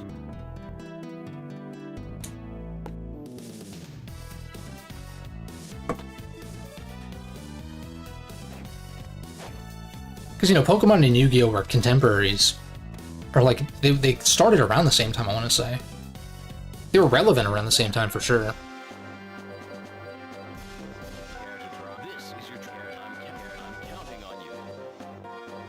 That's 5 cards. I feel like I have 4 of them already. New York Steak's 13th Street, that's right. Or wait, no, it's, never mind, it's burnt, whatever. It started as a manga, weird. But it was a manga about a card game, so they were like, huh, what if we made this an actual card game? Interesting. 880, okay, nice. Nest of Evil. Beat a total of 3,000 enemies. I think I've already crossed 1,500, because that was a previous one. Pray before the cross. Okay, we can go do that real quick. Before the cross in the church, under the cover of darkness. Yeah, that's literally where we just were. I think I'm just missing 1 card, but that'll drop eventually. Maybe I want to... Oh, I don't have, like barely any gold. Shit.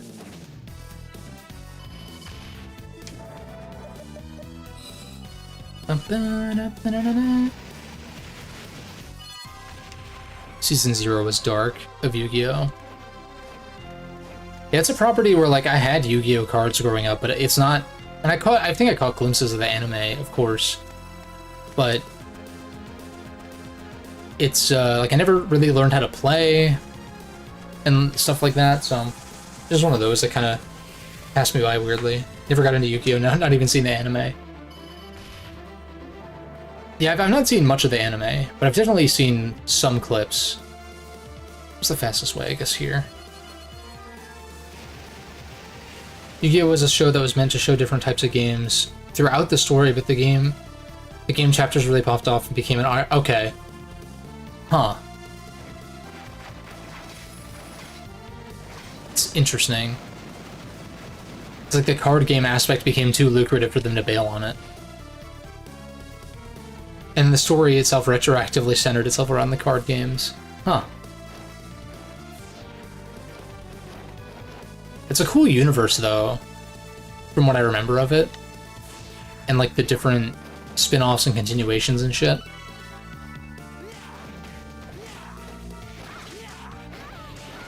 I thought,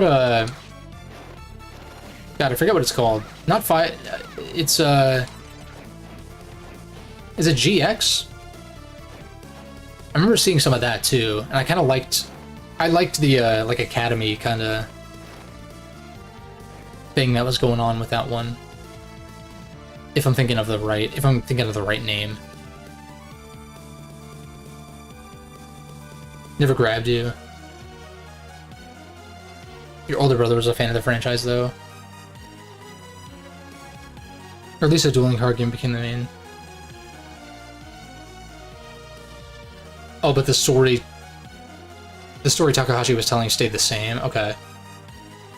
Yeah, GX. I thought GX was cool. That's also one that I probably watched more of that than the original, like when it was on. But even then, I can't really remember too much of it.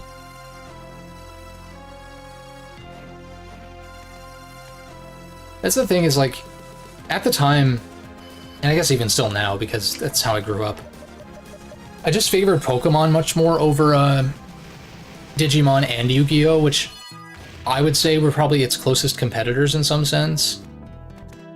Digimon because, you know, the monster thing, but then, like, Yu-Gi-Oh! Because the card game thing and the Pokemon TCG being, you know, Pokemon cards being a big thing back when, during, like, the Pokemania or whatever the fuck it was called.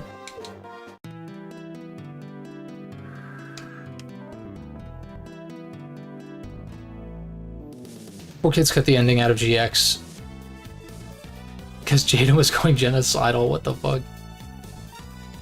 You're back. I just don't know very much about Digimon. Like, I remember I had like a VHS of one, so like I know the theme song, and I remember watching that VHS over and over again, but I just never like went out of my way to seek things out. And by the time I was old enough to be able to seek stuff like that out, I don't think Digimon was really relevant anymore for there to be like a lot of new stuff. I don't really have an opinion on it one way or the other. It's just not one that grabbed me as much. But I think it's just because Pokemon had me in such a chokehold at the time. You're back. That yeah, and then like nowadays it's like, okay, I like the creature, like I like the creatures in Digimon. I think they're cool, you know, Patamon and stuff like that.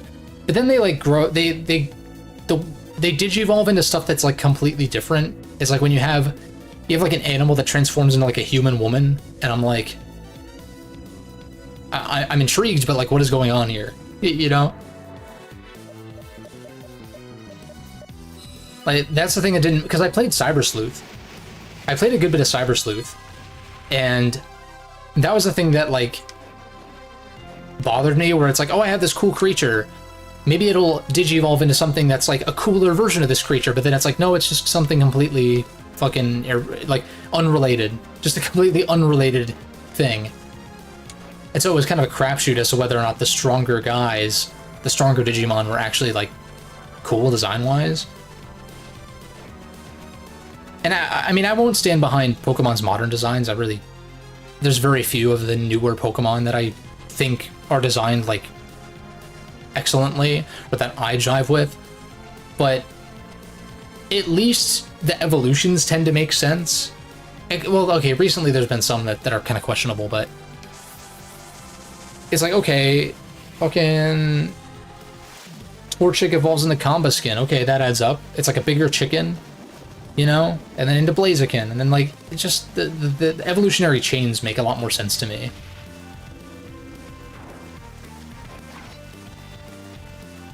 So I find people to this day who don't know how dark and serious Yu-Gi-Oh! Actually is. That's the thing that I could probably appreciate about it is, like, yeah, the storytelling and, like, the tone there is definitely probably more my speed, for sure. Because, like, the Pokemon anime, I don't really care that much about it, if I'm being frank. That's also one where, like,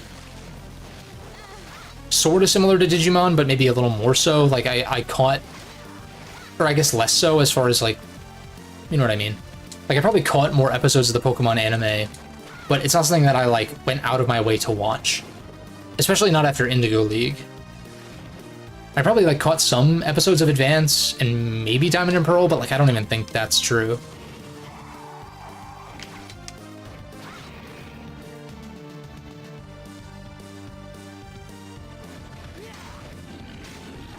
Yeah, and I've heard that the Pokemon Adventures manga is dark, and I do... That's like one of those manga that I do want to check out.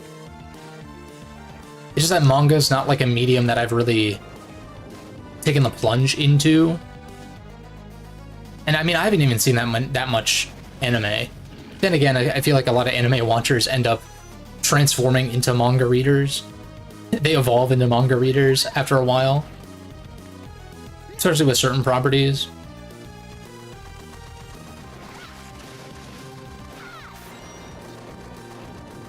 Yeah, that's like one of the Pokemon things that I haven't experienced that I would be interested in experiencing. Because Lord knows the games aren't doing it for me these days. I'm hoping that turns around, but I'll believe it when I see it.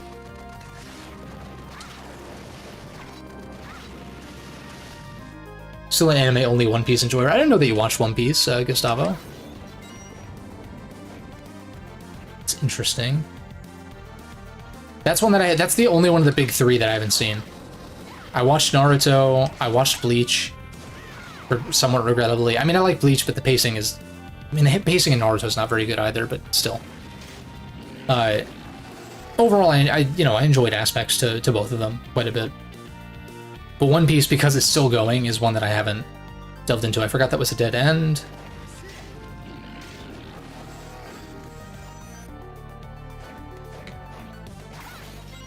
Characters talked while having the card. Yeah, right. Don't take the main character seriously with his alter ego. Yeah, that's an interesting... Yeah, I don't really know what to think about it, I guess. I thought it was kind of strange, but I don't really... I'd be lying if I said that I like fully understood what exactly was going on there.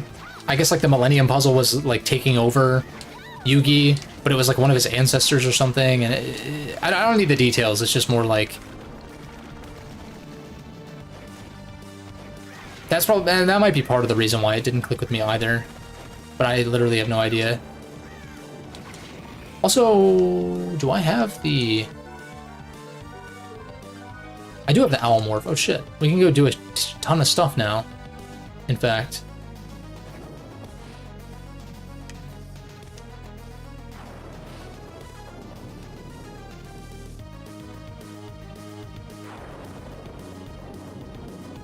Space Cowboy's also a One Piece fan. Yeah, see...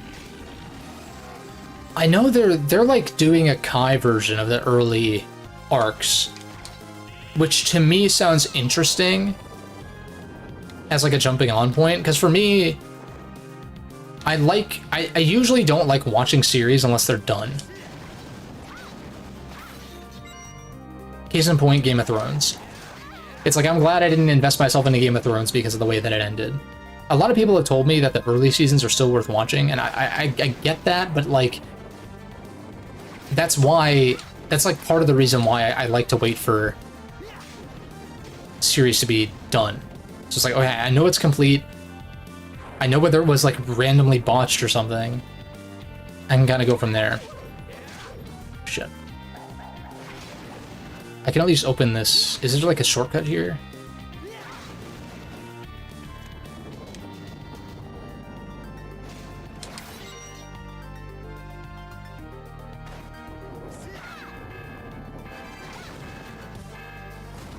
Okay. So I can open that up.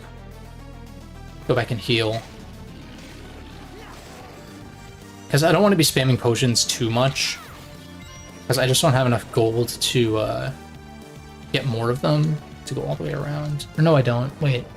Oh, it's around the other way. Part of me wants to go back to the earlier areas and fill out those maps real quick and then come back here. I think that's what I'm going to go do.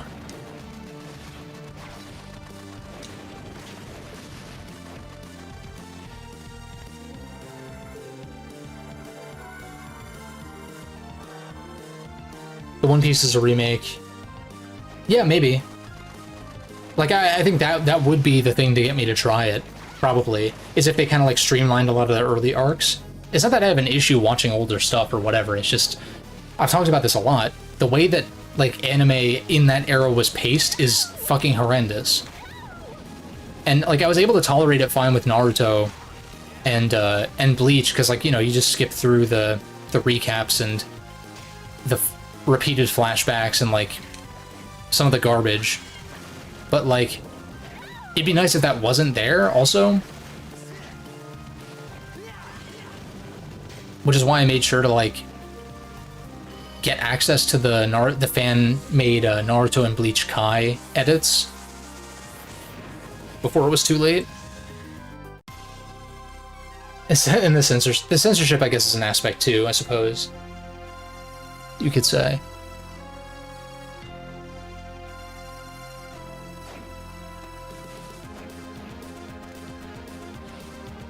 But I guess if you're referring to One Piece specifically, I'm not really sure what that would necessarily entail. Alright, so we'll go to the entrance first. Poor kid Sanji sounding like he was something in his throat. See, that's why I go for subs a lot of the time. Like, I'll say this, I do not think I would be as big of a fan of Naruto if I had watched it dubbed. But then again, if I was watching it dubbed, I probably would have like actually grown up with it, like thoroughly, instead of like watching it in full when I was an adult. But it's like, it's the believe it thing. Like, I'm just like, he's not saying believe it though. Like, that's not what he's saying. And also, I think, like, believe it, like, the whole believe it thing is just, it makes me cringe a little bit.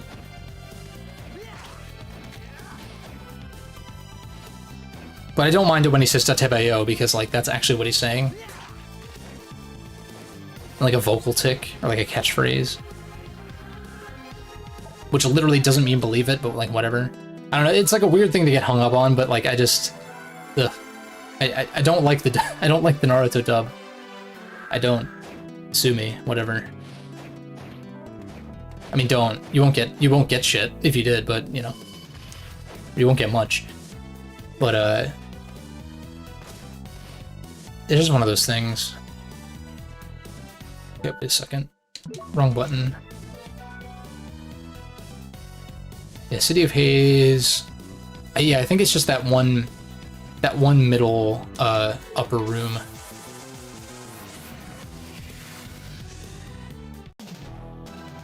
While you were catching up, you watched One Piece in dub. Until a certain point, you had to switch. Got used to it. Mostly sub kind of guy. That's fair enough. And I guess with a series that is that long, I guess it's helpful to have the dub in some sense, so you can like look away but still understand what's happening. Like you can have it on in the background while you're like, you know, doing dishes or folding laundry or something. You don't have to like be eyes glued to the screen kind of deal.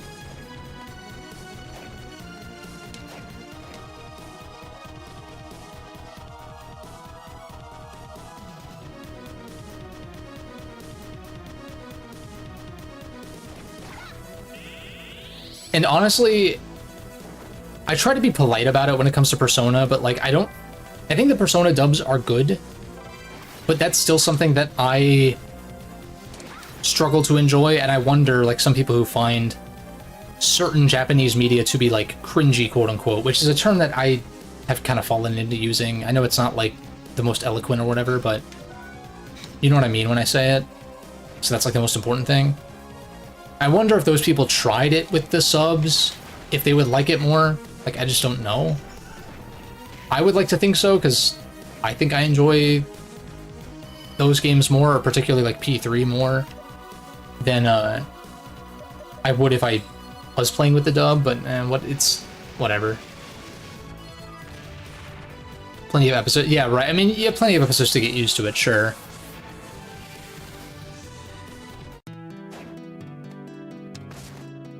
Like, I'm not entirely sure why I'm so picky when it comes to subs and dubs when I'm not really a big anime watcher and didn't really grow up as a big anime watcher. I'll make you a deal. Thank you. Okay, so we got City of Haze. Oh, that's right, they do the alternate versions first. We'll do Sandy Grave, because I think it's just that one room towards the entrance.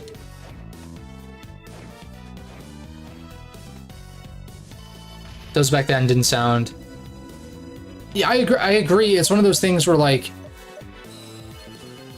you can tell... You don't have to speak Japanese to understand or, like, be able to tell that they're taking it a lot more seriously. Which is something that actually matters to me in media. And it's not that the dub actors aren't taking it seriously, but it's more just like... I don't know how to describe it exactly.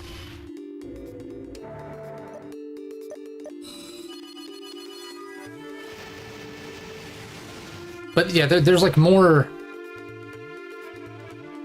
It's just more appealing to me. The way that Japanese voice actors say their lines and stuff like that. Even as someone who doesn't speak Japanese. Like, I understand certain words and turns of phrase, but, like, I don't speak Japanese.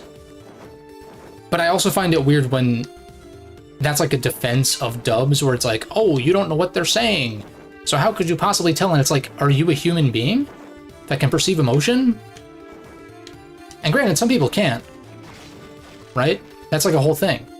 But, or they, you know, like, people on the spectrum and stuff like that, like, struggle to relate to people. And so, like, maybe that's part...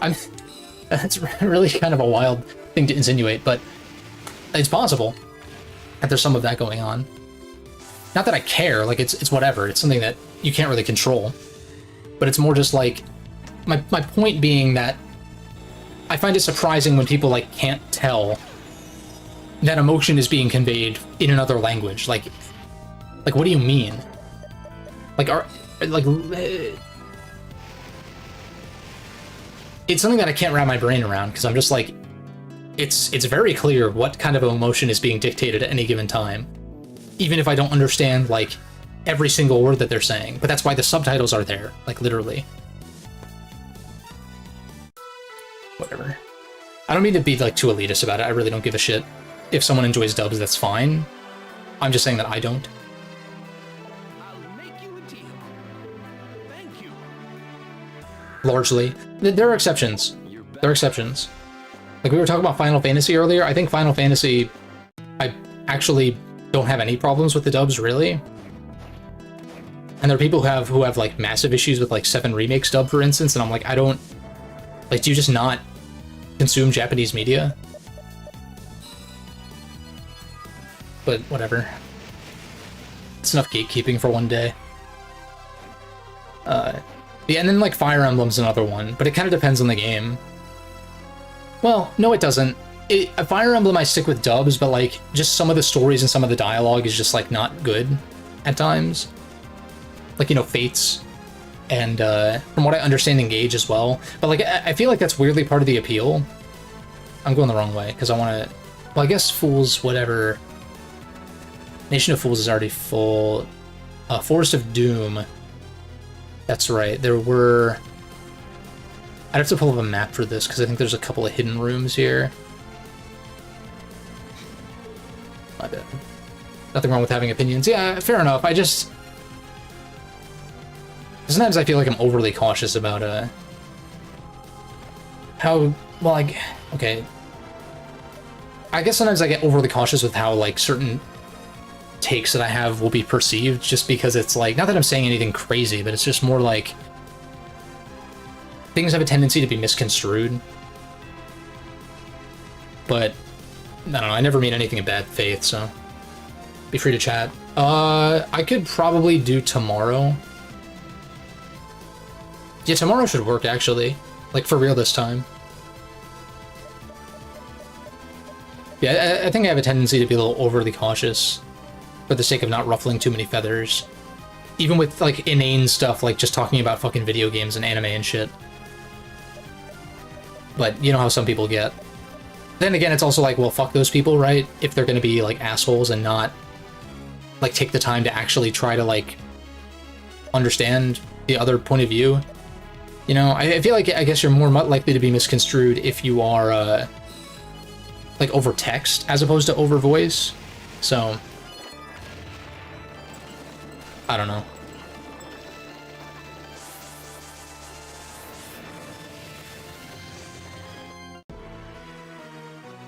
Like, I hold some pretty strong opinions about media, but it's like, or like, you know, entertainment, like video games and shit like that, but it's more so like, it's obviously for my taste specifically, you know? With the accessory that gives you literally 0 defense. Is there an upside to that one, or is that more like a challenge mode kind of deal? I'll pull up the map here.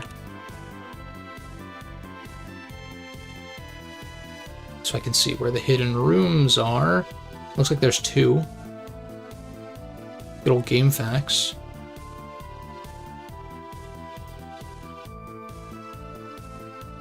Oh, there's like an item, and there is only 1 room, apparently. Is that literally it? It looks like it. Okay, so we'll warp. well, I can get this item from here, but let's get the last thing in the map real quick. A lot of Castlevania games have an accessory that boosts your attack by more than average, but tank your defense. That's right. Yeah.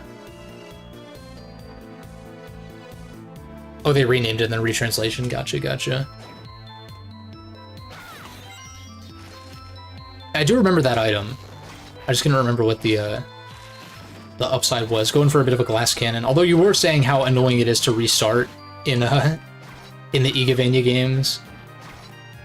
So, from an efficiency, like, you know, maximizing damage standpoint, if you can avoid getting hit, then I say go for it. But if you're worried about dying repeatedly, which might get annoying, then that would make it a little bit easier to pass up, in my opinion.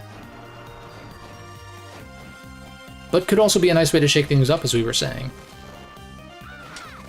Could always try it for a bit. Bail on it if it's not working out. It's kind of a sick dodge.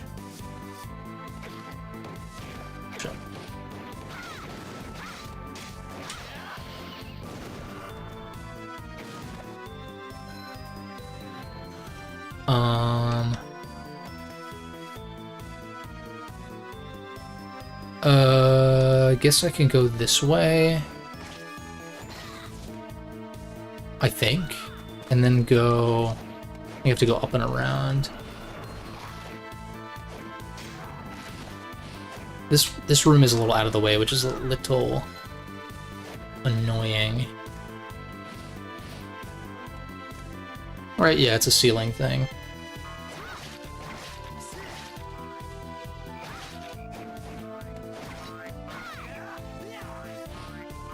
What's up, Eric? Good to see you. Hope you had a good weekend.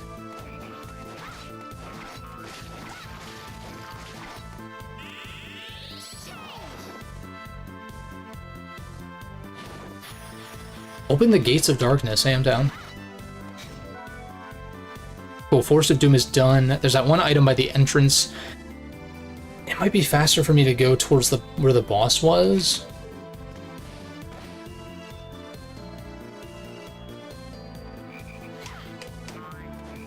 Mostly because it's less dangerous down here. Just a bunch of frogs, really. Not that it's dangerous up top either, because this is like an earlier area, but still. Also, I could have just flown over this if I had thought about it. This is fine, though. Warp back, we'll grab that item while it's on my mind. Glass cannon builds are pretty fun. They definitely can be. Especially if you're experienced in said game, it can be fun to like test your skills in that way. I'll grab this item. I wonder if it'd be possible to mod in the like the orchestrated versions of the soundtracks. That'd be cool. That's something you can do for the Mega Man Zero games, which I would highly recommend. Like doing that.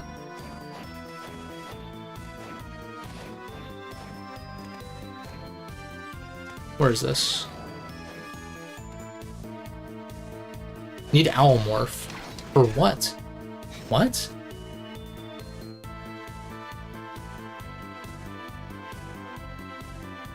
What do you mean? Why? This room is literally highlighted as... Oh, secret area breakable? No, but there... Oh, I'm fucking stupid. Sorry. I misread the map. It's because like the owl in the key is like right below that room. That's my B.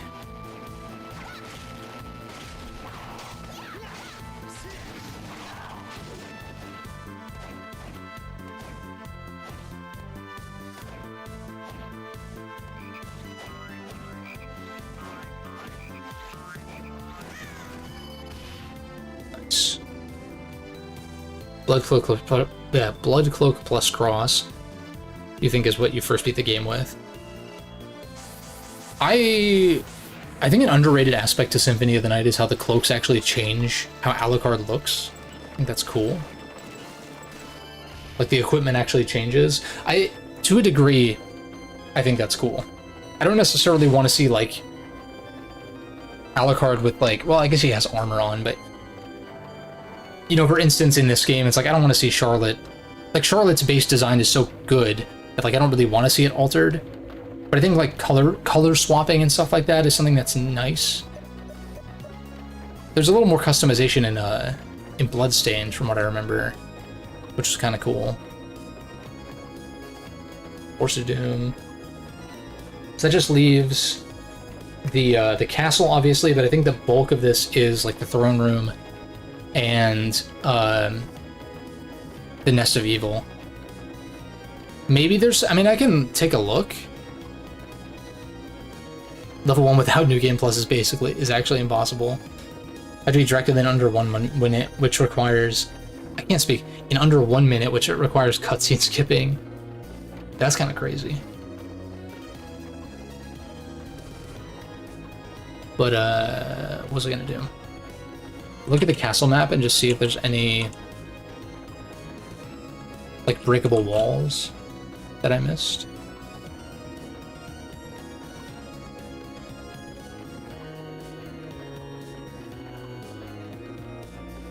Let's see. Clock tower. Oh yeah, okay, so that one room in the clock tower.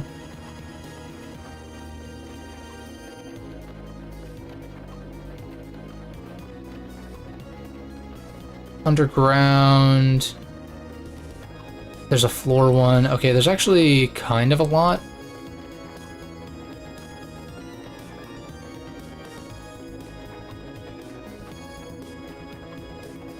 Got that one. Okay, yeah, there's kind of a lot.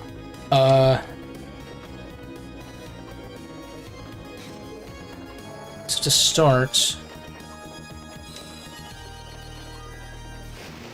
That's not actually the closest way, I think, though.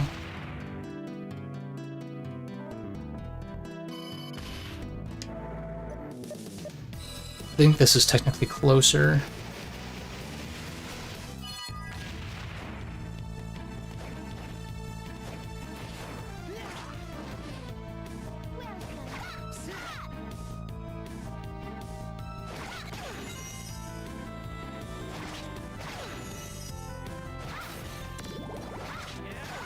Probably stand to run through the castle a little bit and try to, like, get gold, but...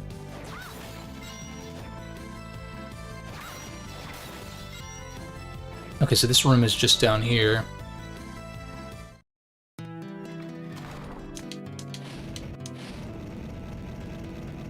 Dude, the animations have so much personality, it's great.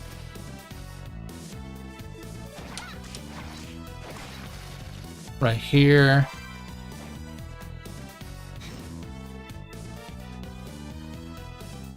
And then I got that one already. I got those already.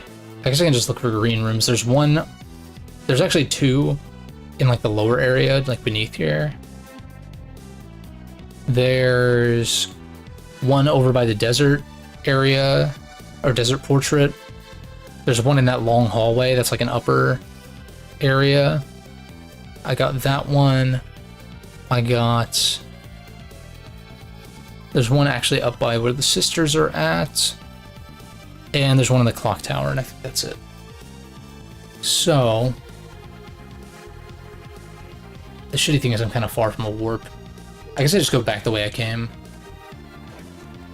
I could just, like, delve down there on foot, I guess, and then warp out.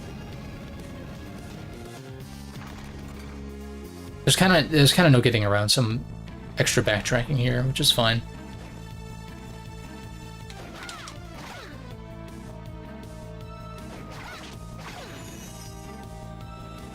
Clear this up so that way next time I can focus on, like, finishing up the newer areas and doing, like, Nest of Evil and stuff too.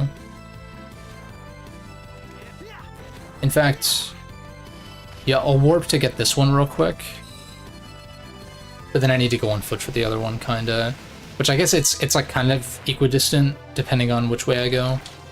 Regardless of which way I go, rather.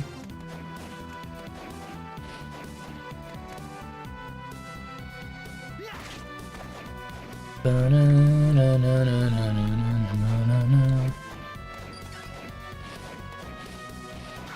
this is a floor one in the middle here.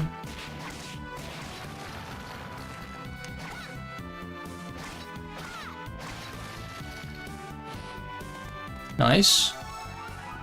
I like that they brought these back from Circle of the Moon. It's cool. Like just raw stat buffs, or raw, you know, HP and MP buffs, instead of more pieces of equipment. Let's see, I got that one already.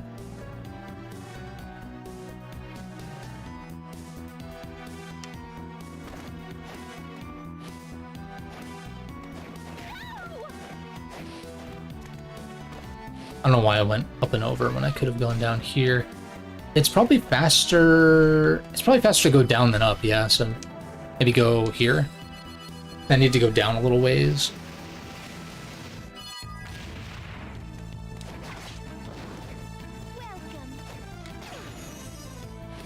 That's why I still wish there... I feel like there should have been an item that warps you back, at least if you're not in a portrait or something, that warps you back to the shop. That'd be kind of nice. Okay, so we go down here, and it's in the floor over here. Sick. There's one by the desert, and then there's stuff by the clock tower. So no choice but to physically backtrack. The rest of these aren't too far from more points, or as far at least.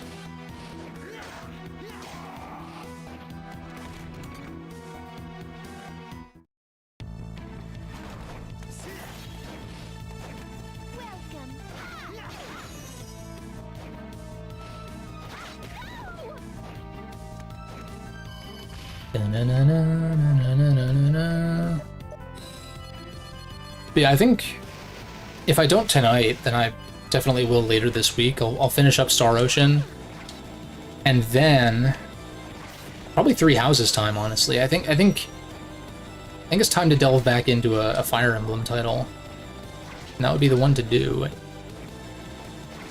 While we're still, you know, in the 5th anniversary, basically, and with that being the next one to talk about on the channel. So I'm like, I'm excited. I'm excited to delve back into it. See what's up. Played on emulator this time, 60 frames. It's turn-based, not that you need it, but that's another thing where I'm like, yeah, you don't technically need high frame rate on turn-based games, but like high frame rate on any game is gonna look better. It's like, it's nice. Kind of hoping that the Switch 2 will be able to play my existing Switch games at a higher frame rate. That would be sweet.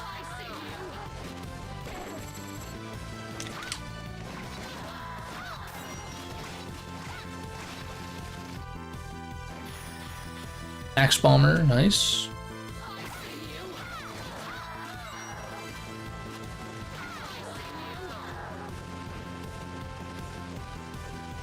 Alright, let's see here.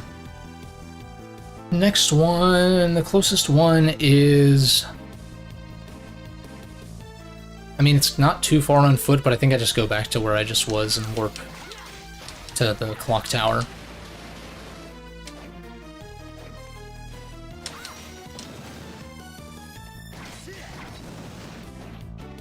Yeah, and then of course FF16 is going to launch on Steam, like, tonight or tomorrow night or something. It's this week for sure. And so I was looking forward to playing that. Part of me does think, like, maybe I should go through the ones that I already have first. Like, play through FF10, 10-2, 12, and then the 13 trilogy, and then play 16, because I played 15 twice. But, you know, just to have like even more context for the latest title, but at the same time, it's like I feel like I have enough context as is. Of course, all the games are separate story-wise, but you know what I mean. Like historical, how we got here kind of thing. Which I guess 12 would be more telling than anything. And since I've already played 15, like yeah, but it's a thing, because like I'm interested in playing it. I really enjoyed the demo overall. Very intrigued with it. But then part of me is like, well, I have like the five remaining single player Final Fantasies I haven't played on Steam already. Like I already have them. So it's like, should I do that instead and then grab 16 when it's on sale? I'm not totally sure.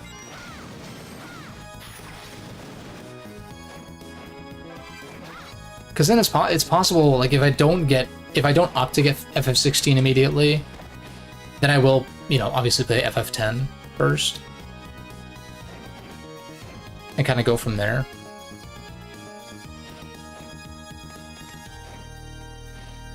I'm torn on it. I feel like I could kind of go either way while also playing Three Houses in the background, or like on the side. Since I played that game to death, so like I know what to expect. And all of that. Part of me thinks it would make more sense to play 16 alongside it because, you know, action game and a turn-based game instead of 2 turn-based games, but an SRPG and a regular turn-based JRPG, like, they do function differently enough to where I could probably juggle 2 of them. Also, wait a second, this is a breakable. Alright, so that should be... It's almost all of them. I think there's one more. And it is... over here. I'm gonna take the warp, though.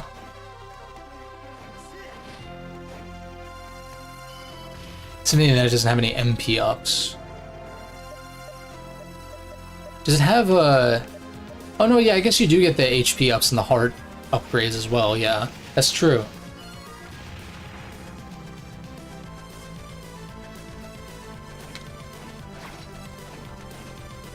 That's true. It's always great when you find an HP up in Symphony of the Night. Especially there's at least one room, if not multiple, later on, or like in the inverted castle, that have a ton. Like there's just a ton of those types of pickups, which is pretty satisfying. MP max up. I think that's everything that I can do currently, map-wise. Let's see.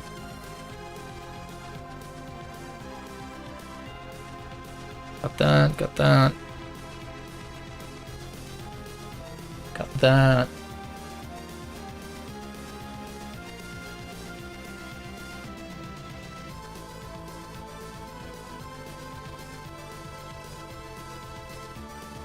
I think so.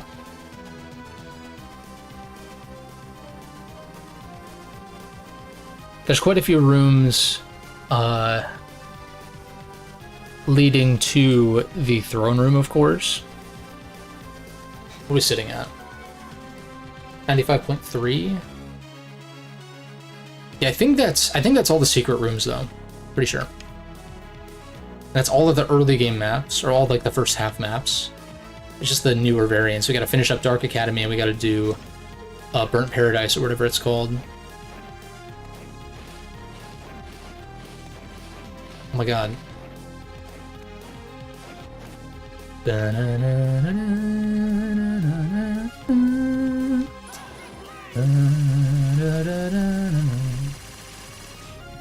Lit.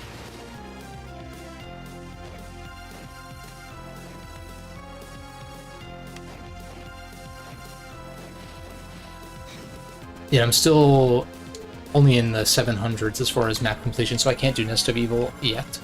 I think that'll be something I save for next time anyhow. How long have we been going for? I can go a little longer. Probably, like, finish up Dark Academy for sure. And maybe even get through Burnt Paradise, but I don't think it'd be the worst thing ever if I save that for next time.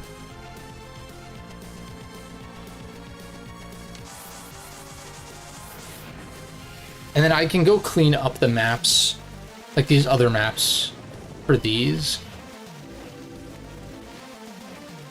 And maybe I should just do that as I go, but then part of me is like, I don't really mind doubling back because it doesn't take that long, realistically speaking, to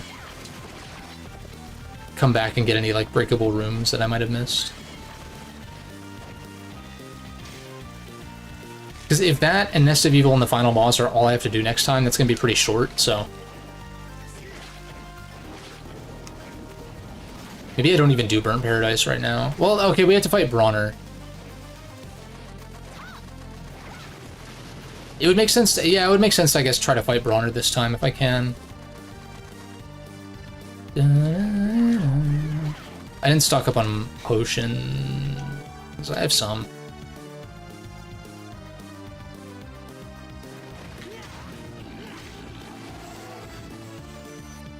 I try to knock these out, fight Bronner, maybe attempt Richter. Or maybe start next time with Richter, I don't know. What the fuck? It's like a rare enemy or something, right? That only spawns some of the time, or maybe it's just a Easter egg?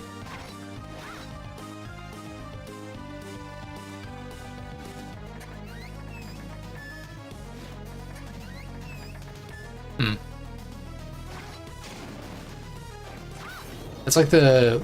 Isn't the confessional in Symphony of the Night? Kind of reminds me of that a little bit.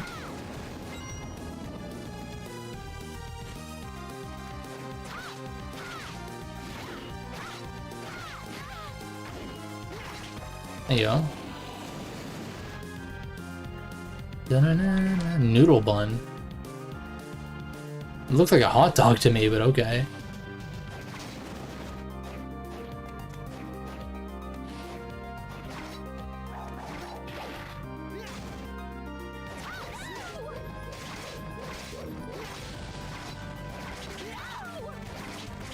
But yeah, it should be good. I'm glad the Hollow Knight video ended up getting a good amount of views. I was nervous. I was nervous about it. I was like, damn, am I really... For a second, I was like, am I going to be shoehorned into, like, the RPG thing? And, like, I love RPGs. I wouldn't mind, I guess, if my channel was just that. But I was like, damn, did I make a mistake by, like... talking about something like the thing is some of my earliest videos are on Metroid, so I'm like, okay, there's a precedent for this a long time ago, you know, like 3 years ago, but still.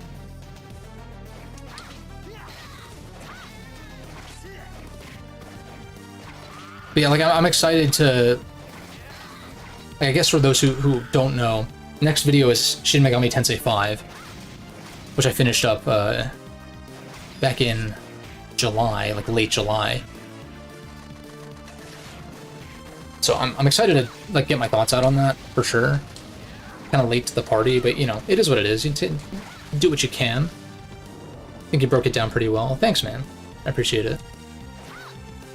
Yeah, like I was pretty happy with that video. That's why at first it was like, it seemed to like not be gaining any traction. I changed the title and the thumbnail a little bit, and I think that's what helped.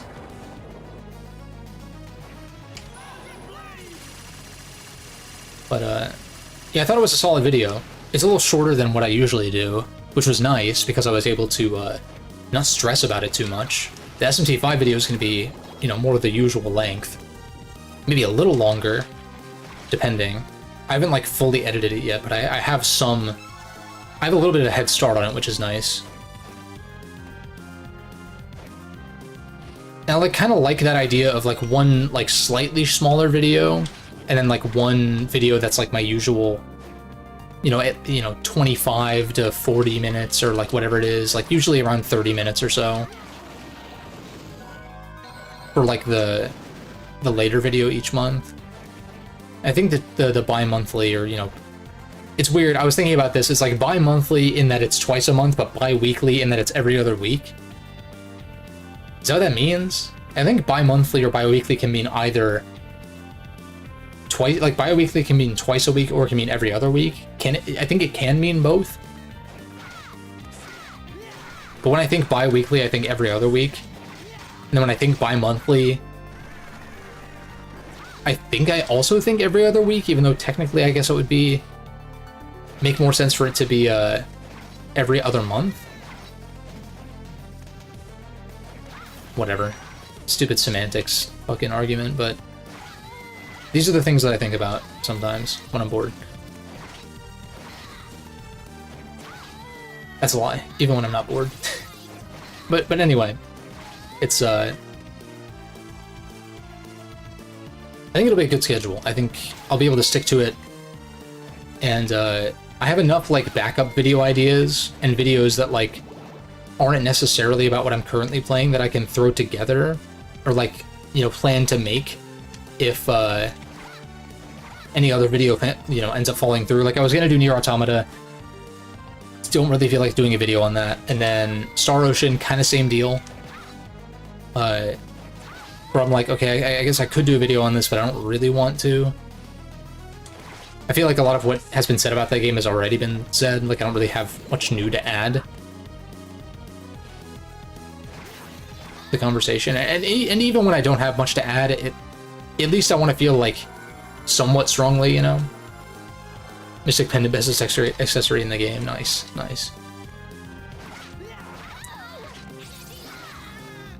Even if like I share a sentiment that I've already heard before, or that, you know, is common or whatever, if I feel strongly enough about it, I don't mind throwing my 2 cents. Like when it comes to, you know, the staple series that I've talked about on the channel. Final Fantasy, which those games have been done to death, but again, it's like I feel like kind of an attachment to that series at this point, to the point where I want to talk about them, even if my takes may be like kind of lukewarm. It's not even about having hot takes for me. Like that's not, obviously that tends to draw in more clicks, more views, but like I want my videos to perform well, but like not while sacrificing like what I'm actually aiming for, if that makes sense. But yeah, like Fire Emblem, Mega 10, just any of the series that have playlists on the channel, basically. Like those are ones where I'm like, maybe I won't talk about every single game, especially when it comes to Mega 10, because there's so much. But like those are series where it's a safe bet that I would want to talk about at least like most of the titles in said series at some point, regardless of how I feel about them, basically. So that's why it's exciting when it's time to play another Final Fantasy or another Fire Emblem or another Mega 10 game that I'm interested in, because then it's like, oh, that's a video that I know will be interesting for me to make, like that I will be invested in the process of making and want to make and all of that. Oh, what the fuck? Oh, he I was like, Jonathan, are you good? He keeps teleporting, but he's still turned to stone, which is hilarious. What the fuck? How is he? I'm like, how is he not broken out though? Dude, that's so funny. He can still warp to you, but he's. Are you good? Jonathan, always slacking off. He's like, Charlotte, help me.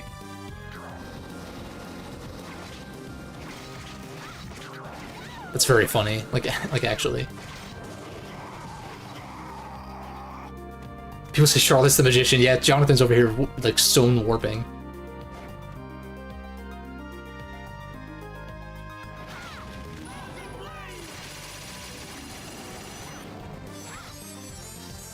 There's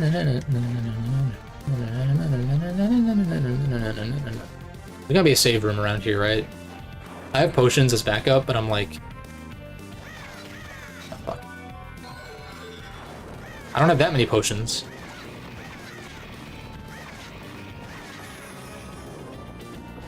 I keep expecting them to double back. Oh, they do, kind of. Wasn't that a thing in the Haunted Castle remake? I think that's what I'm thinking of. Or no, maybe Ninja Gaiden, actually. Had enemies like that. Yeah, no, that's what I'm thinking of. When I dabbled with the NES Ninja Gaiden games, when I was on my trip, there were those, like, bird enemies or whatever that would, like, they would like, kind of dive bomb you, but then they would fly back at you. They were kind of a pain in the ass.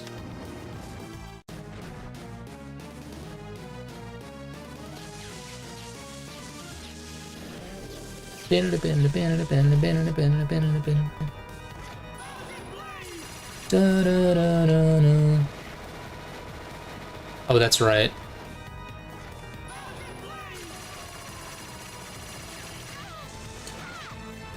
Remember this boss being not terribly difficult, but it can be tricky if you're not 1,000 blade spamming at least. No! Banana, banana.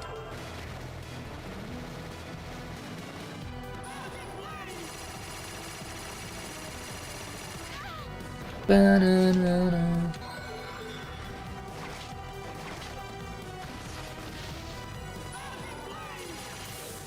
Yeah, I figured that would be enough.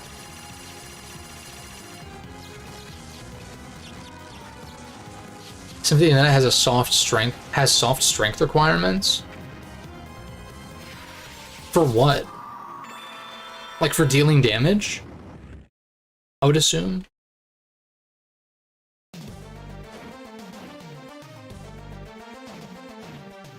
Alright, we unlocked Burnt Paradise.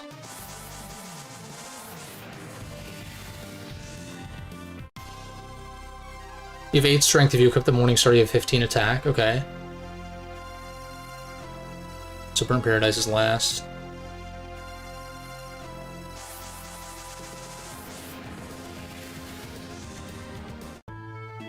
Now see, this is one of my... The boss in this area, which I believe is Medusa, is one of my favorites. I think that's partially because you can't actually 1,000 Blade cheese her, because she's off the ground. And that's the issue with, like, these other boss fights in, these other late game areas.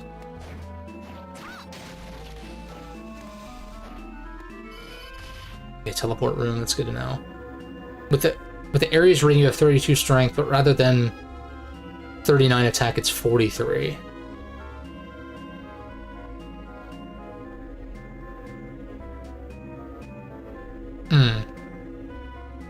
Well, yeah, I would assume that it scales to some effect, right?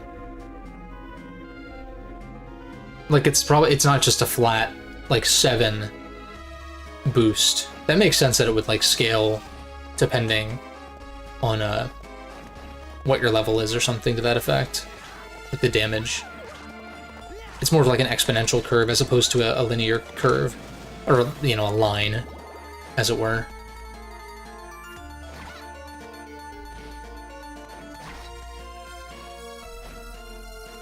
This is the one area where I'm like 100%ing this is kind of annoying.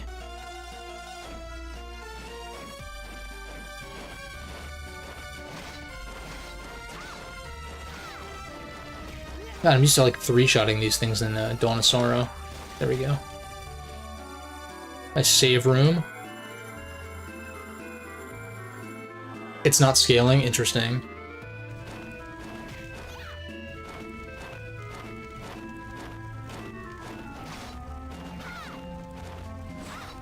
And I don't mean, you probably know what I mean, but I don't mean scaling as far as like level scaling in the traditional sense that you would think of it, but more so just like how RPGs kind of tend to work.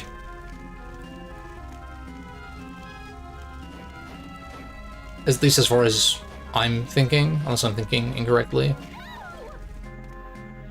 Once you have more stuff that can test strength, you'll test it more.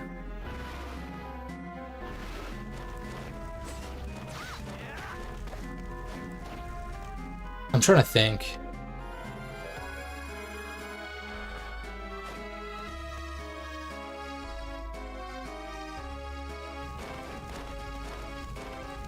Or yeah, I guess it wouldn't scale with your level since you're using the Ares ring to buff your strength. 32 strength. But it must be some kind of multiplier where like the way strength is factored in is not like just it's not just the number or something to that effect. It's not just as simple as like adding the 2 kind of thing, I guess is what I meant.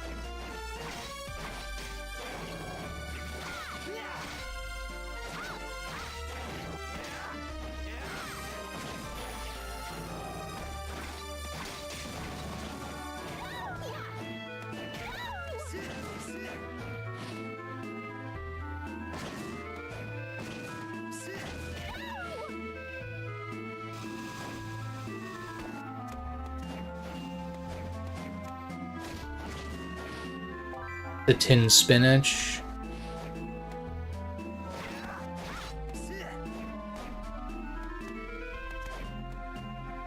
I'm a little scared of this area, considering my potions supply is not great.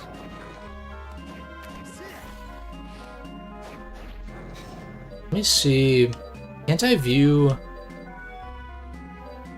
I've only done like about half of the quests, really.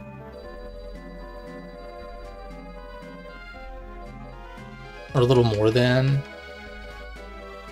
I guess there's not that many. Right, what is it, 5 per page? So 5 times 7 is 35, and then page 8 is just 2. Is it 37? That's what it looks like. 5, 10, 15, 20, 21. Yeah, 35, 37. Interesting number to cap that out at.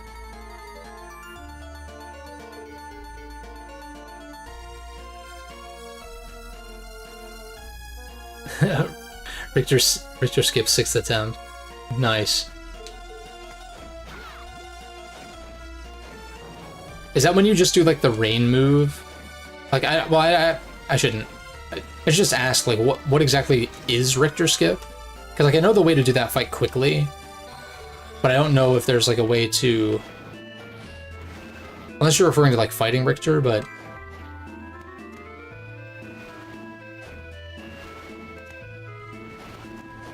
Let's see here. Great axe. Oh, I still missed the corner somehow. What the fuck?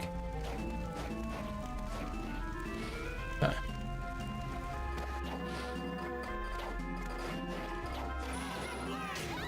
Bullshit. There you go.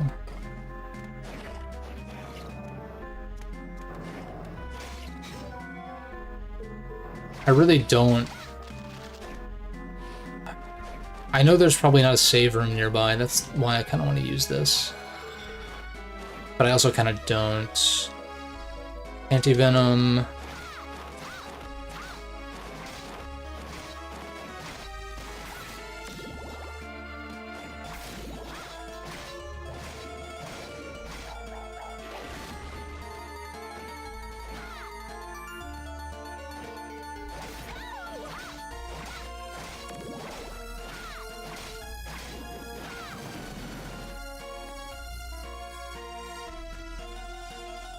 Oh, just skip the fight outright, wow.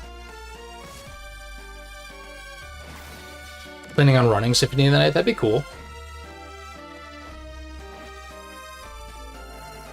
That'd be cool.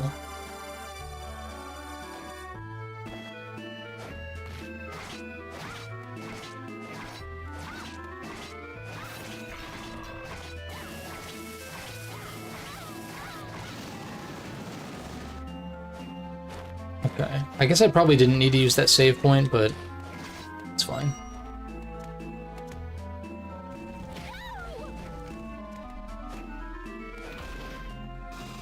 Oh, that's not a platform. I see. Shit.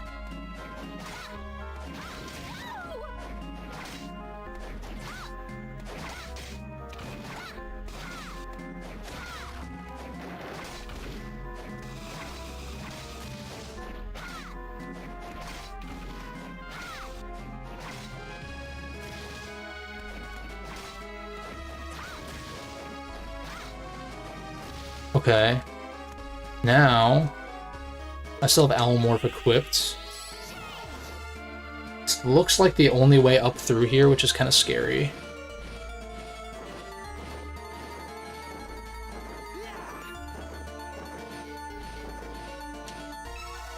MP max, that doesn't heal me, which is shitty. I mean, I guess I'll use that. Shit.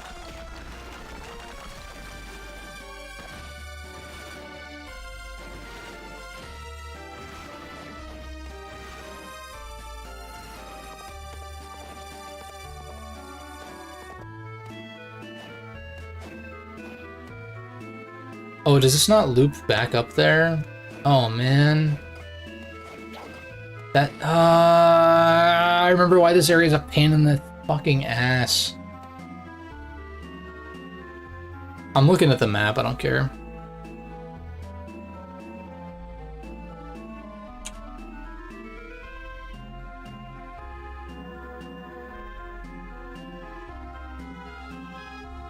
This area fucking sucks. This area is actually bad. Oh man, it's like a single room, fuck. That's so annoying.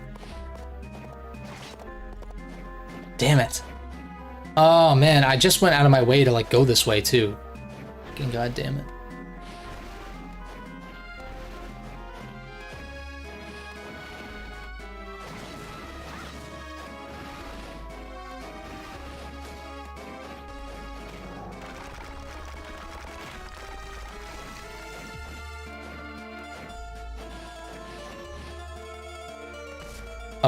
What am I looking for? I went the wrong way. I go left.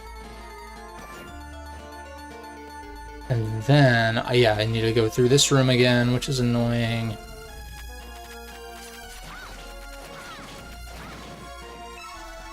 HP max up. Okay.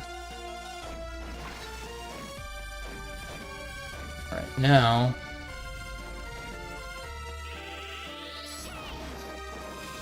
let's see if I can do this.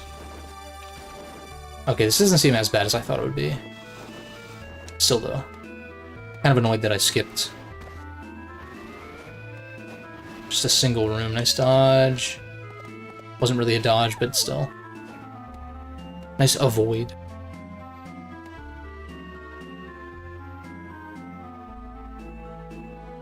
And like the rooms up top, it'll loop back, and it's close enough to the warp room that I don't really care that much.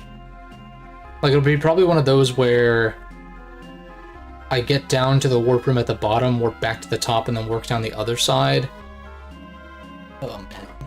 Or I could save that for next time, I guess. I could.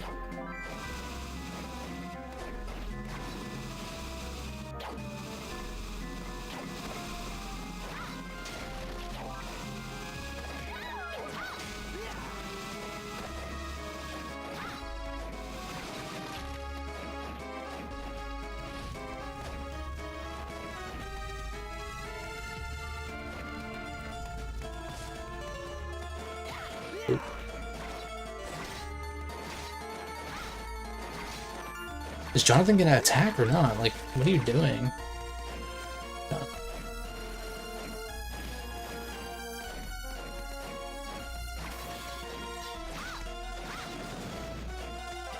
Tome of Worms 3? Blitz.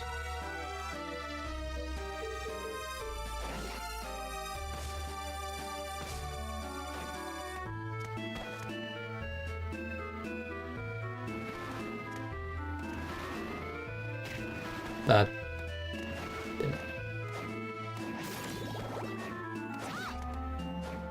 I'm very close to the save room. There's not really much. Well, I want to check for an item over here first. Just another way around. That's actually a good call. Shit.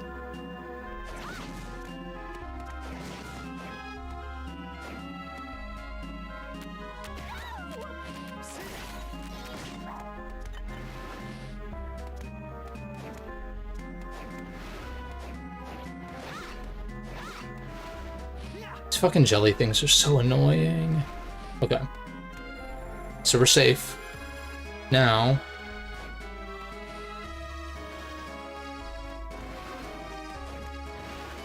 take the warp room. Yeah, I can warp back. And then go down the other side.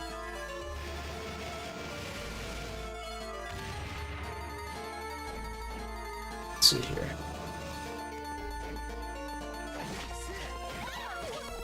Oh.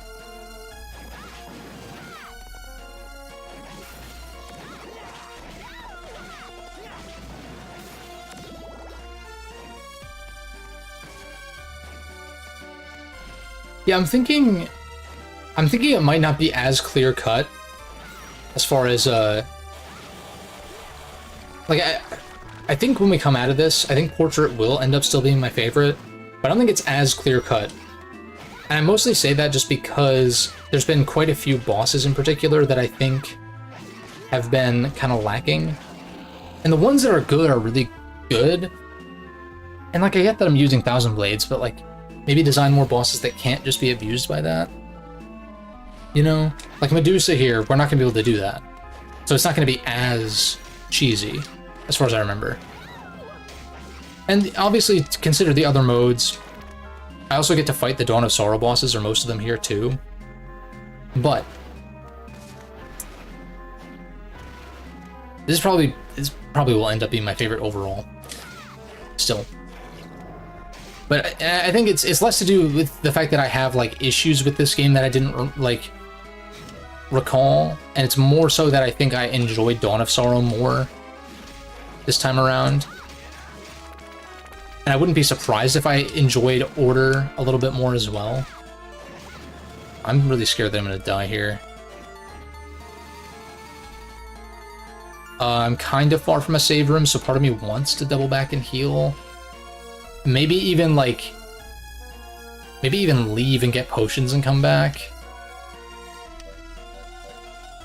The thing is, I don't want to eat the food because in case one of these is like needed for a fucking quest, which is kind of annoying. I guess I could just look, and I guess I don't really care too much about doing all the quests either. It'd be cool to like do that, I guess. Do I really only have 2 of these cards?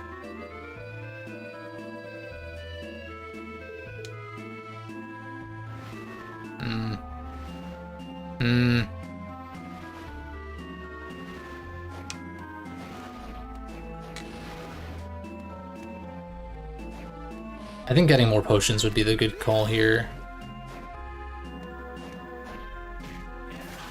Okay, that scared the shit. Ah, fuck. Okay, he's gonna jump. He's gonna jump, don't do it. You have so much to live for, Minotaur. Terrible joke. Alright, would you fucking move, Flames? Okay, thank you. I could try to press on, it's just there's like 2 largish rooms. Still, there's like a 3x3 and a 2x2. And then it's the save room.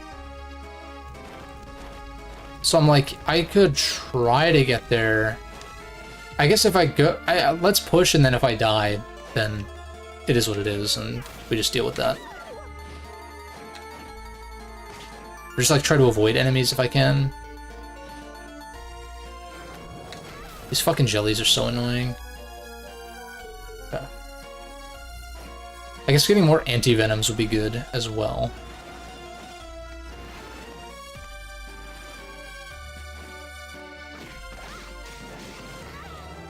Whatever.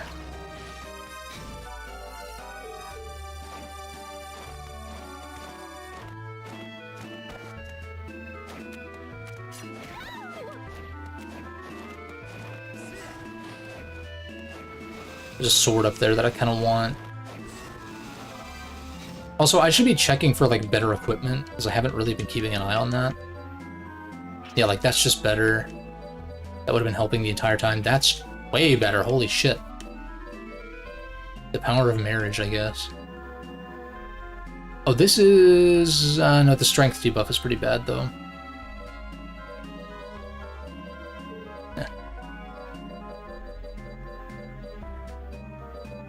Nothing really considerably better here. Holy Veil. The attack buff is nice. The intelligence debuff is not.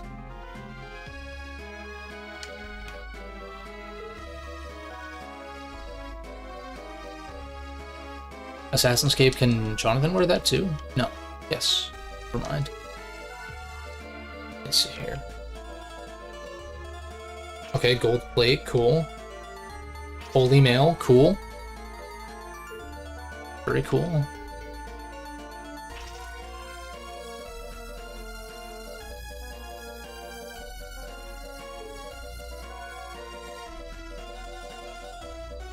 Gold leggings, steel greaves, samurai leggings. We take those for 1 point in defense.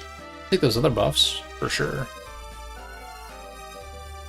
Immunity ring neutralizes poison attacks. That sounds pretty good. Sounds pretty good. Probably want this on Dominus brooch. Can you wear that? No, you can't. Oh, wait, these are something, aren't they? Can't you, like, combine them or something? Or, like, wear both at the same time for a better effect? Blue cape. Blue cape is intelligence. I feel like that's intended for Charlotte, probably.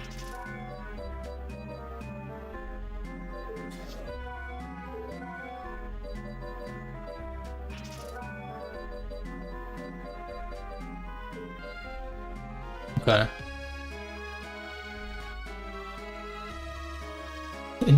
Don't feel like you're level 1. Oh, Flame Whip. Kinda sick.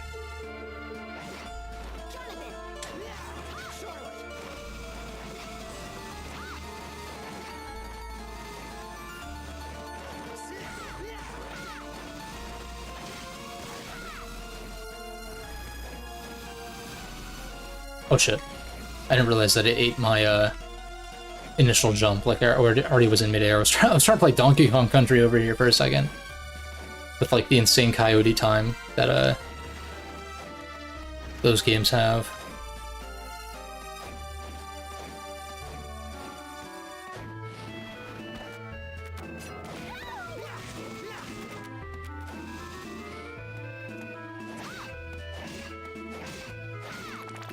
Also, I don't know why it just occurred to me that Coyote Time is referring to, like, Wile E. Coyote and how he, like... That's probably what it's referring to, right? And how he, like, is able to run on air for a little bit before realizing and then falling. Because that's what that term means, is, like, the amount of leeway you have, like, after leaving a platform to still perform a jump.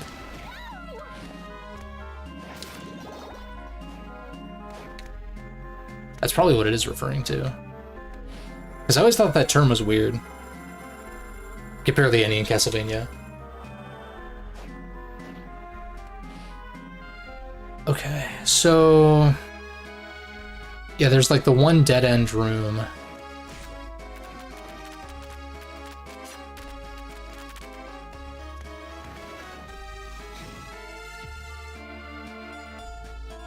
It's like just below me here.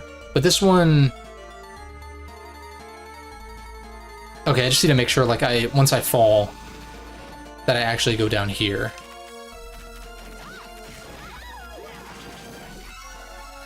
HP max, nice. We try to do Medusa potionless, maybe.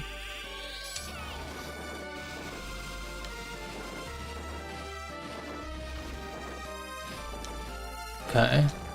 What? Oh, I didn't even see that Medusa head. Like, I straight up did not see that. Here as well.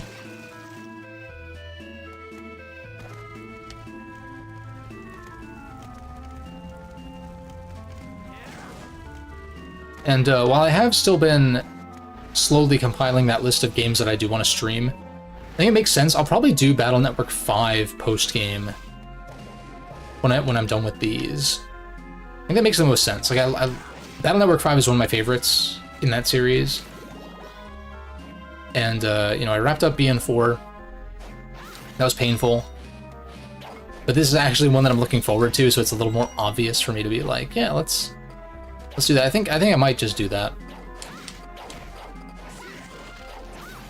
Because it'd be cool to get the post-games in those done, like, all of them by the end of the year. And all that's left is 5 and 6, so... Of course, there's a few things that I need to clean up in 2 and 4, technically. But... that's like... I'm gonna have to rely on online... like, online battling and trading and stuff for that. So, as long as I clear all the stuff that I can do on my own, or that I'm willing to do on my own, because there's some annoying shit with BN4 that I kind of screwed up on. Like, I wouldn't have to trade for the things I need in BN4 if I didn't fuck up slightly, but it's all good.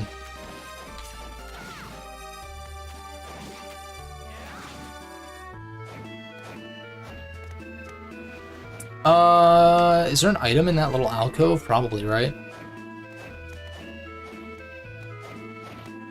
Is that worth? We're not too far.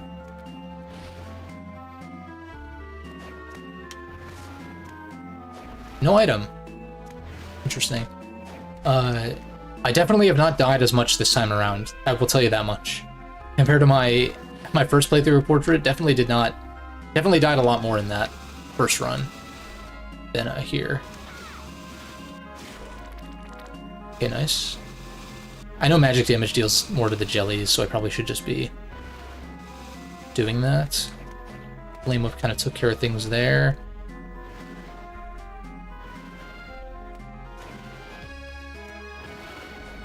Okay, I can owl into here. Super tonic. Super toilet. Fucking fairly odd parents thing.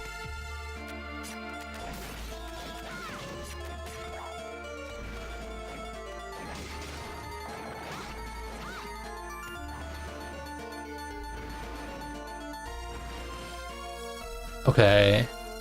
Let's save.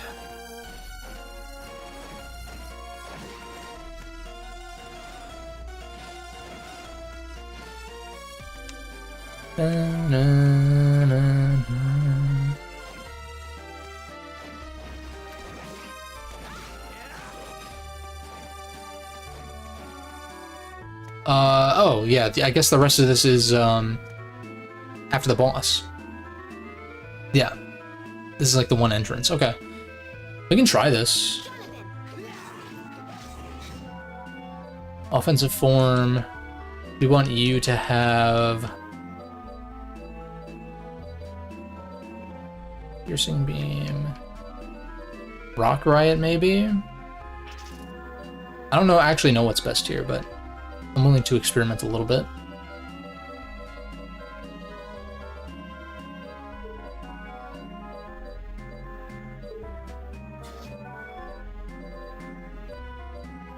Didn't I just pick something up?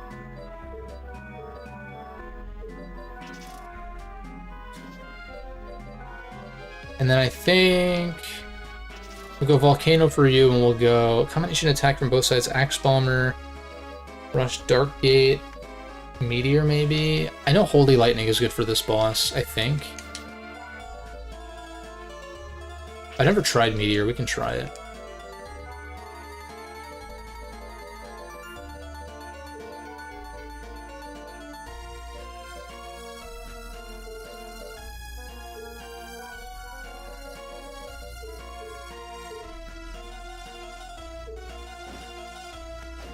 Also, I might be at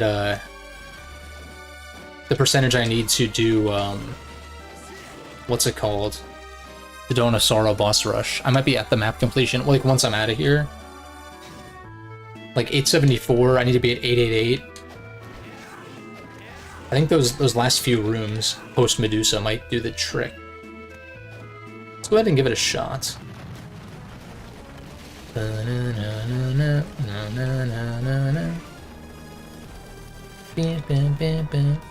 So good.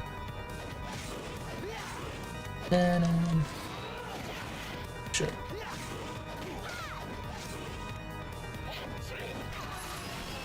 Oh, I forget what the trick is with that.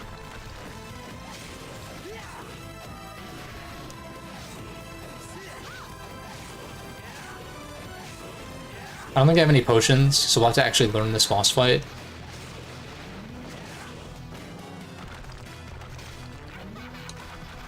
I have a ton of tonics though, so I guess I could spam some of these attacks if I so choose.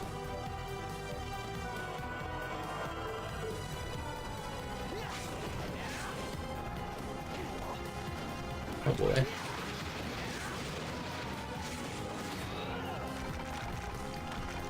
I meant to press up plus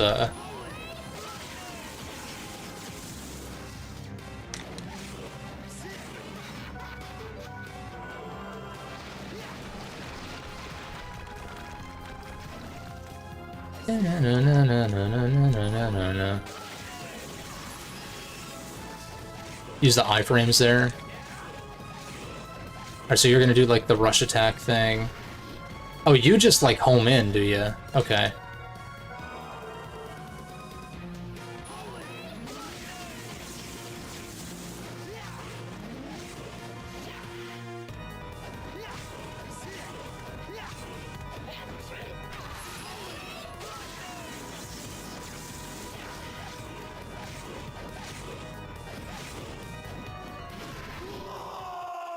Am I supposed to duck there? I guess so, right? That could have been a clutch. I know some of the attacks a little bit better now, which is good. Also, I should probably try...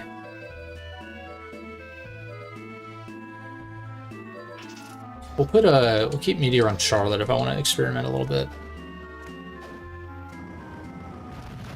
But I seem to remember Volcano being good, maybe. Maybe. I also need to keep offensive form up as well.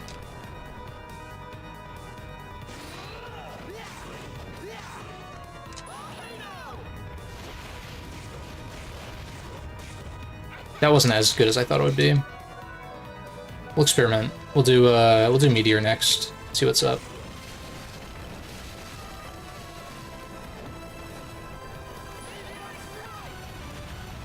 Oh shit! 450 is kind of crazy.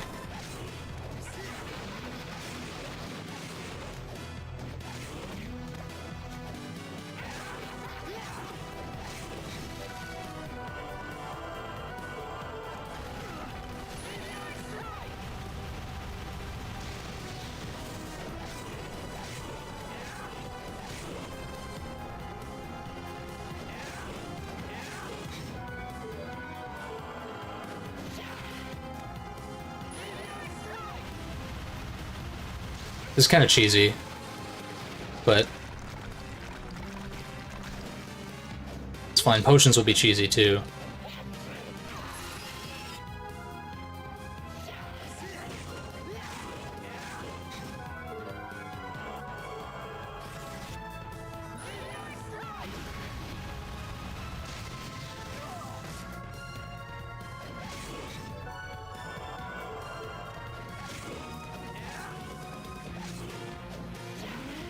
Okay.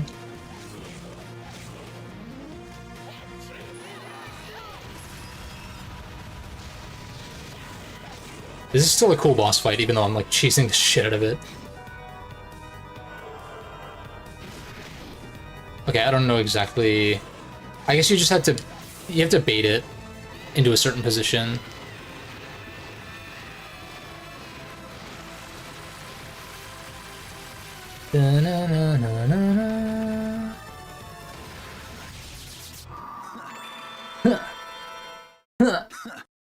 Turn away, that's what it is. Okay, that makes sense. Charlotte. And she's like, mm-mm-mm. Mm-mm. No, you don't.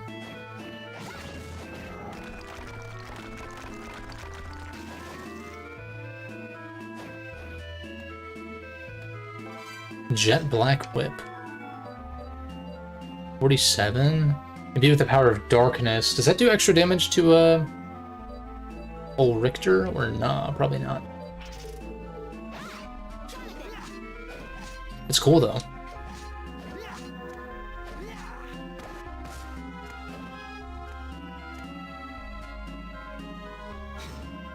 $878. So I don't quite have enough to do Nest of Evil. Also, I should have checked. That is, I'm sure that if I go back and... I mean, it has to be, like, the case that if I 100% these areas, that's enough. Like, it literally would be. Forgotten City. Yeah, Burnt Paradise. So all that's left is 13th Street, Forgotten City, and Dark Academy.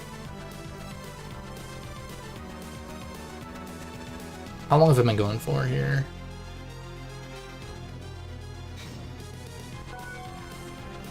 I feel like because there's not much left to do,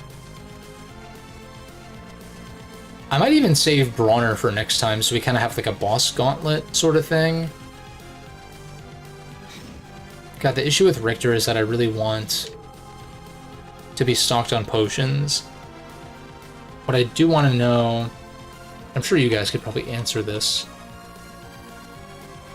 Sorry, it's because I'm alt-tabbing, and I guess like tab is the way that you swap screens. But how do you get the discount? Portrait of Ruin.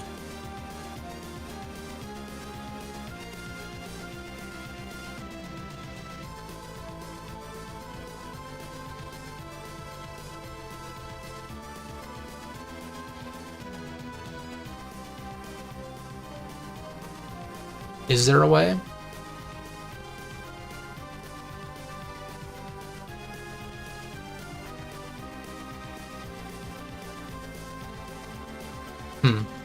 Yeah, I don't know. If there is a way to lower Vincent's prices, that would be great. Because then I could stock up on potions. Fight Richter, I'd probably soft reset just to keep my potions every time I lose. So I kind of wish it would game over you, but whatever.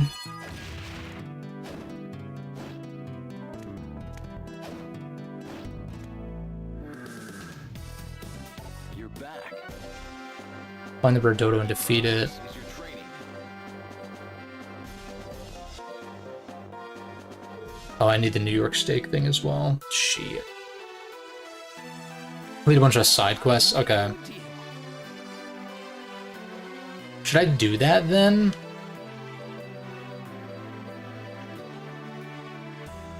I'm like, instead of stocking up now, it's like, should I go do a bunch of side quests?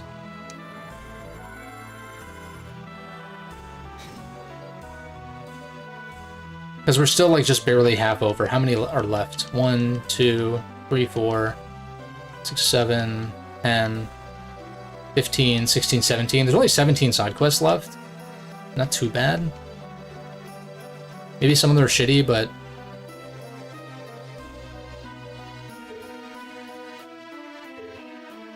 I don't know, I'm like torn on that. Because like I could come back. Like I could just fight Bronner and do the final boss and be done. So it's one of those things where like maybe next time I start with some side quests, clear up the maps, which shouldn't be too bad because there's only a few % left for each of them. And then do kind of like a boss rush thing, and then if it's taking too long to do the side quests, then I could just opt to do something else. I'll make you a deal.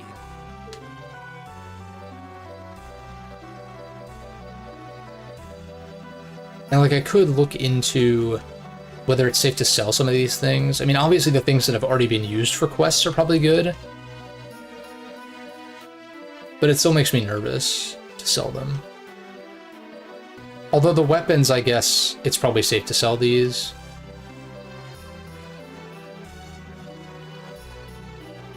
If I had to guess, like some of the early game shit. It's like, why do I need to hold on to this? But then again, you just don't know. Or I just don't know.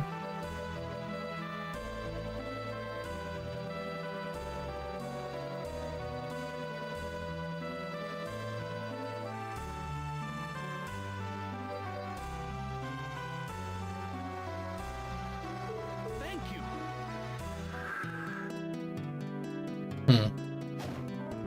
Or I could go clear up the maps right now real quick. So that way that's one less thing I have to worry about next time. Let me see.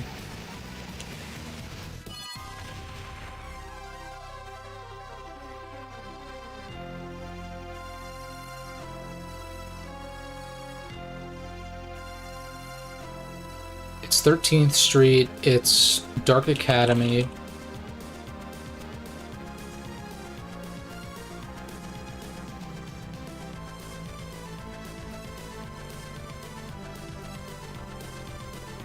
Dark Academy. Why is that, Demos? Dark Academy and Forgotten City.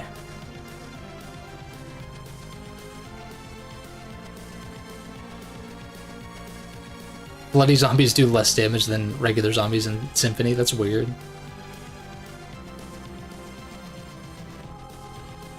I completely forgot what I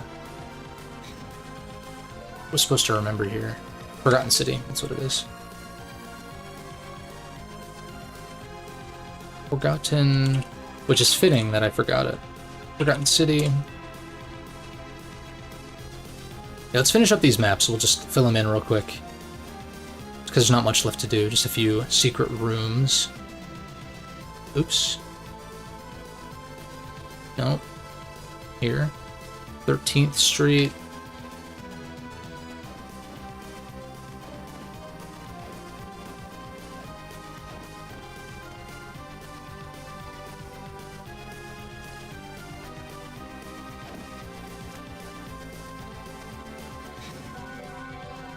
We'll re-equip Owl Morph.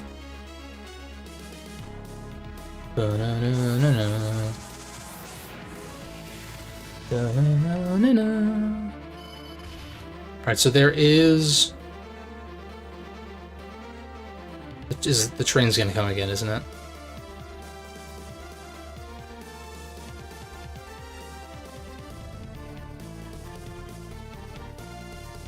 Maybe it doesn't happen. Okay, I guess it doesn't happen another time.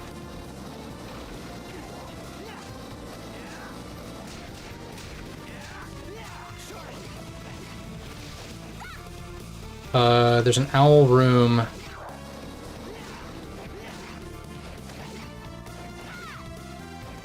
Somewhere around here. I'm trying to listen for the sound cue.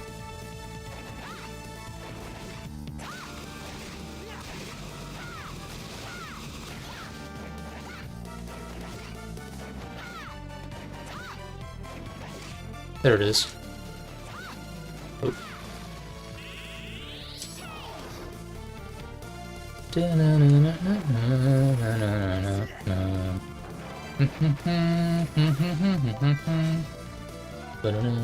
didn't grab any more empty venom, which was a mistake.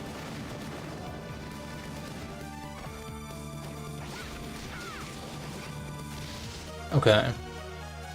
Let me go heal, though. And then...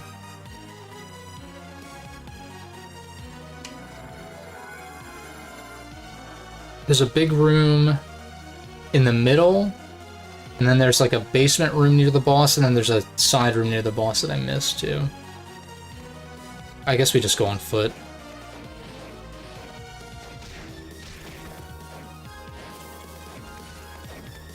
Bum, bum.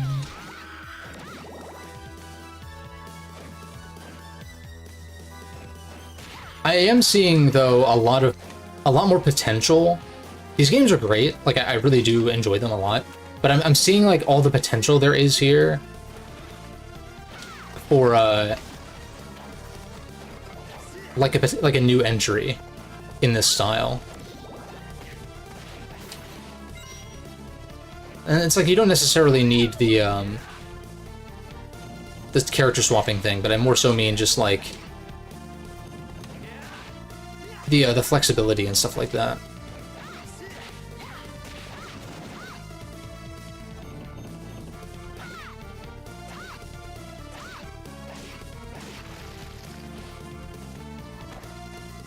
But like I was saying with the healing system and stuff like that too.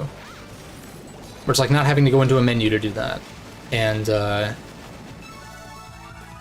maybe like having some way to swap spells on the fly or something to that effect too, you know? It's just like utilizing the additional buttons or something to that effect. Just like avoiding menuing as much as possible. Which I don't mind when it's like, oh, I got a new piece of equipment that's better. Let's just equip that.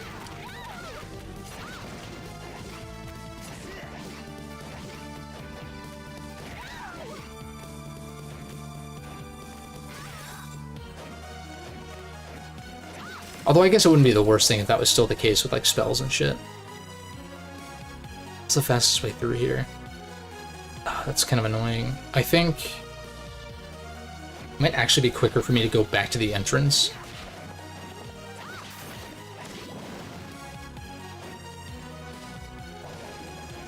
Also get the circle jump, or the super jump. Did I not? I guess I didn't get it. Located in the first desert. How did I miss that?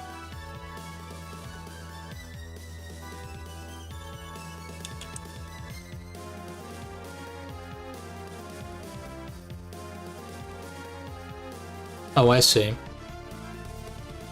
I think. Oh, that's right. That was a room that I was, I guess, able to... That was a room I was able to fill in on the map.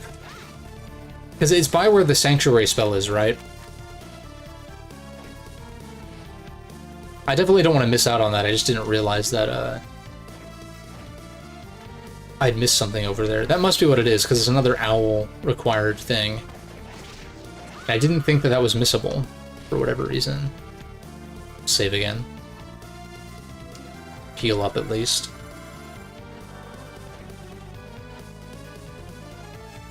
But first what I want to do is I want to warp over towards the boss room here, get those 2 hidden rooms.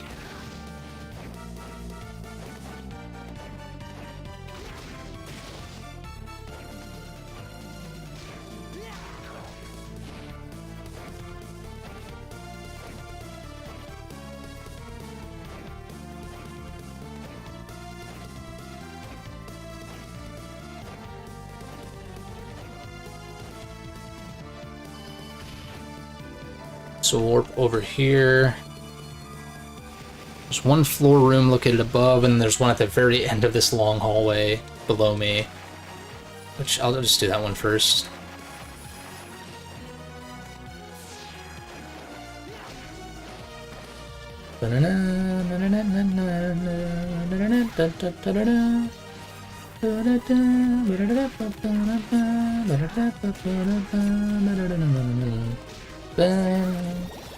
Boom, boom.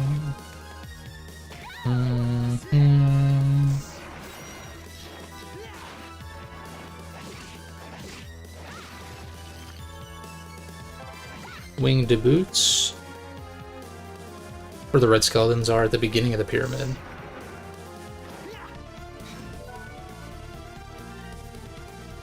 Interesting. That must have been a similar case, though. I don't know how I missed that, then.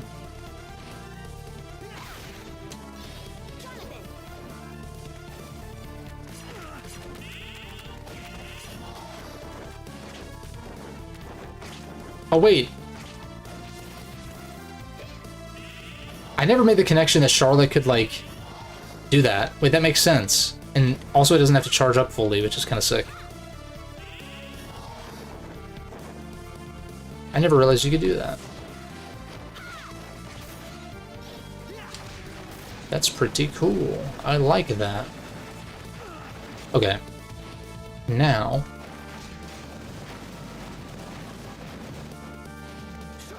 need Charlotte. I don't need Charlotte, but it helps. Shaman Ring. That should be 100% here. Lit.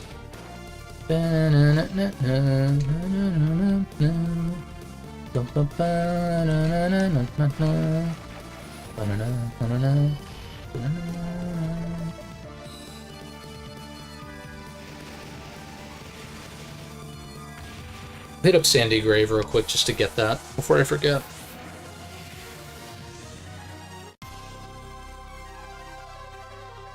Even though it's a bit out of the way. I have to come back here anyway. Excuse me.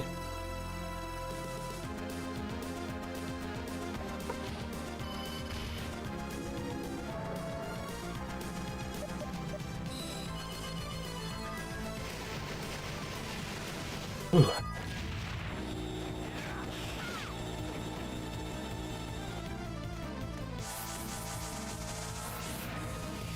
The red skeletons are. So I believe that's in this first, like, big open room. We can just... I think it's... yeah, the beginning of the pyramid. That's what you're saying. Okay.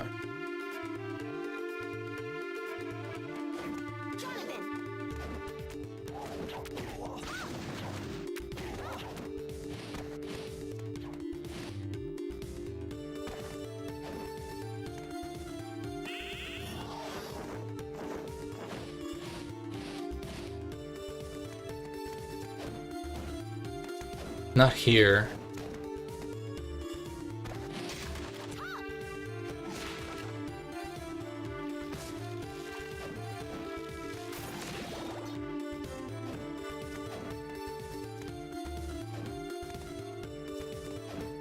Unless it's one of these higher rooms, but... did I... let me double check real quick.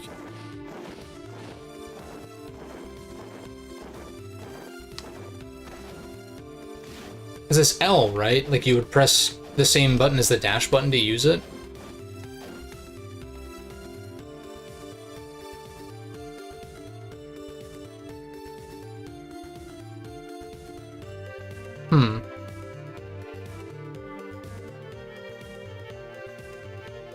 Found at the bottom left of the Forgotten City portrait. Oh, so it's the second desert area, I see. That's what it looks like. Yeah, there's like an... okay. No worries on that. Simply run back. Warp back.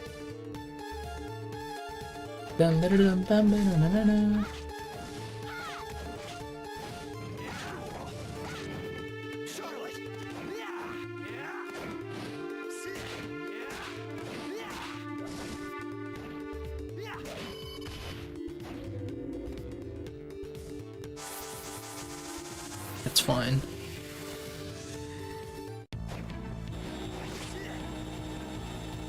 It was a desert area, you're all good.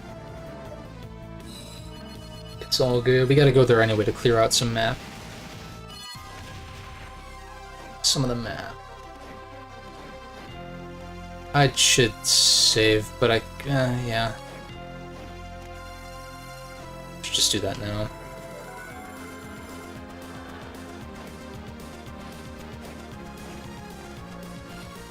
I kinda wish that Vincent and Wind would relocate up here. That would be kinda sick.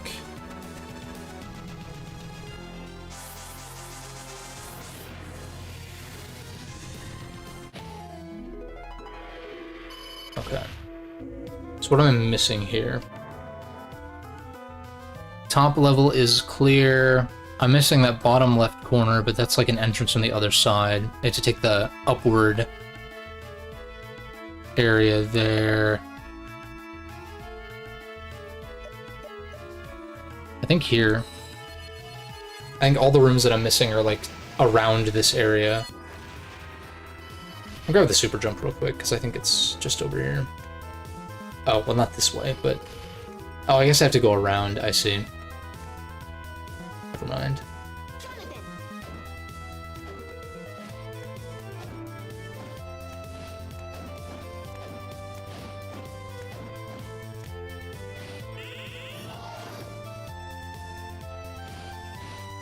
Nice. Nice find. Also, shout out to Owlform not draining MP, I just realized. You'd think that it would.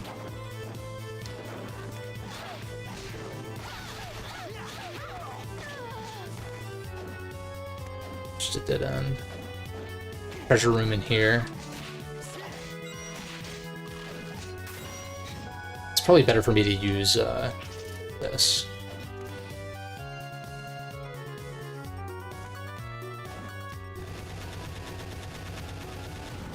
Unlock that shortcut.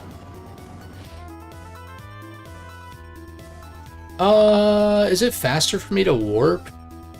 Not really. I mean, it's kind of the same difference. Because the thing is, I don't really want to... It's going to be kind of a long ways on foot, no matter how I handle it. I'll make a save, though. In that case... I think it's just the top left of that like lower room and the top left of that kind of middle room. And then that hallway near there, but there's not really a quick way. There's not really a quick way over there, which is a little annoying from what I'm seeing at least. No, actually it'd be faster to just go... like fall down the left side from the top. That's the better way to do it, for sure. I just realized, like, I'd be wasting a lot of time going the right path.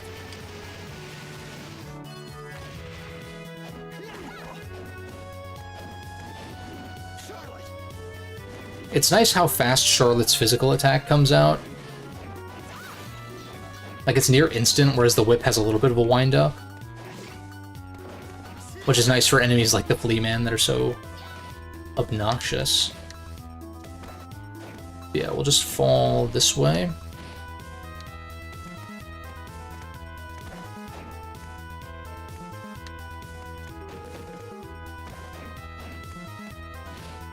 Falling a lot faster than climbing, obviously.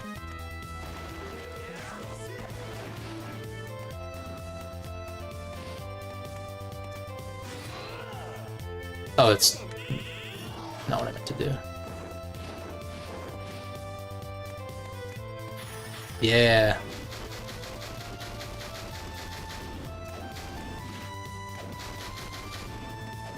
It's fun. He does like a little shoryuken. Just fun.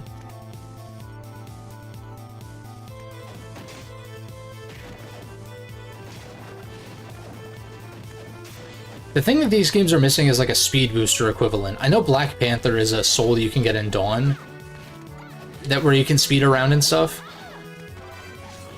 But I do think the speed booster in the Metroid games that it's in help with the backtracking quite a bit. Because you can just move through like hallways like this way faster, which is nice.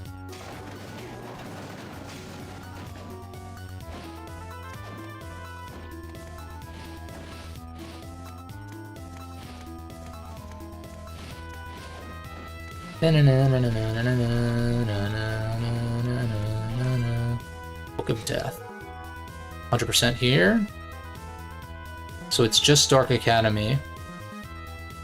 What am I missing there?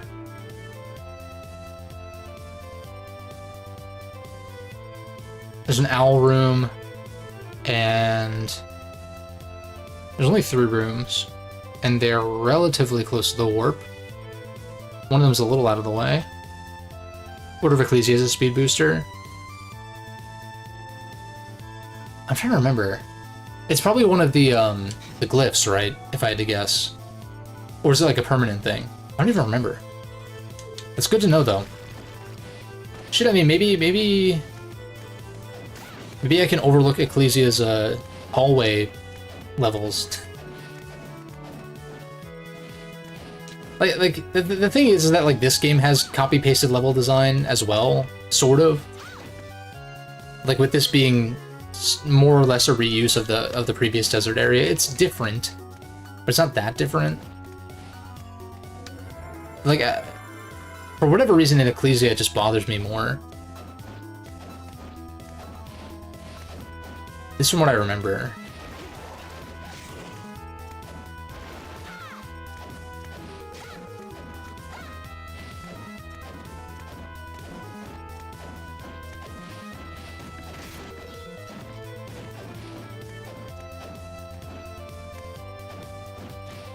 But I think it's because 2 of the levels are literally just straight lines, and it's like, okay, copy paste areas like this that are kind of layered and stuff. That's fine, I get. Like, it's not ideal, but like I can tolerate it. Like a straight line though, like I don't know. It's like not really a big deal.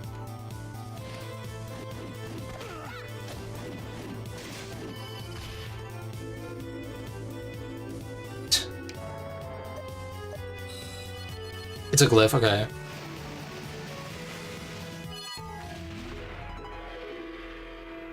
You know what would be a stupid thing to say? I hate that there's no autosave after boss fights.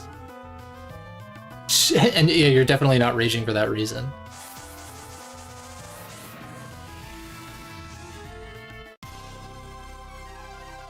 I think, because Dark Academy can be dangerous, I kind of want to go save, but there's a save... There is a save room kind of close, like in between the rooms that I need to go to here. So I'll just hit that up. I think it'll be fine.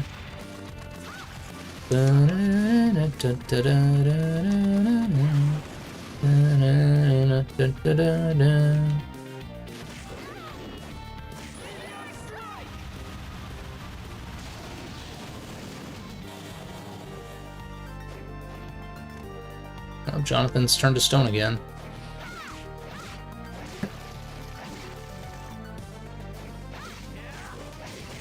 Oh, Malphas, how the mighty have fallen. Or, well, was Malphas ever mighty? Symphony of the Night was a joke. In Dawn, he was better as a boss fight, but still probably one of the weaker ones.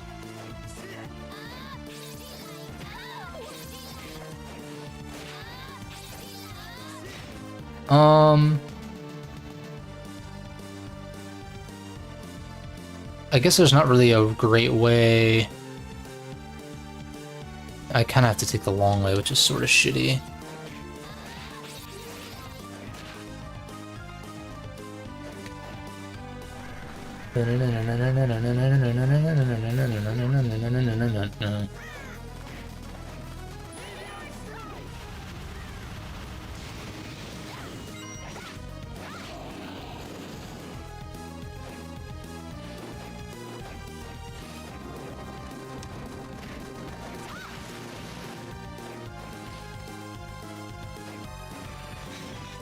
It would be good to use 1,000 Blades on this.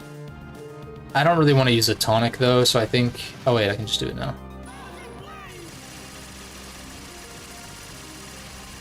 Nice. Now, just a little bit further.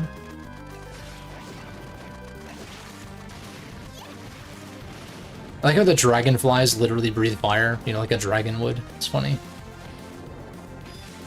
And...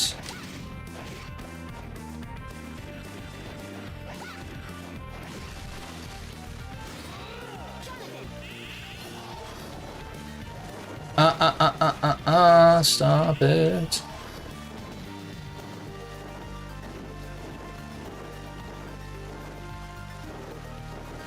I should just kill this thing.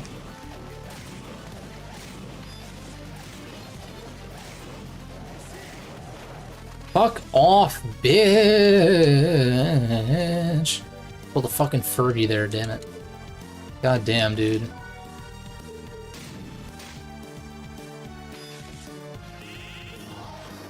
Okay. Okay. Yeah. Intense rain of holy water, nice. That's funny that like the rain falls through the ceiling to indicate that's what you're gonna get. Can I get through here? This is like the biggest threat on the way back.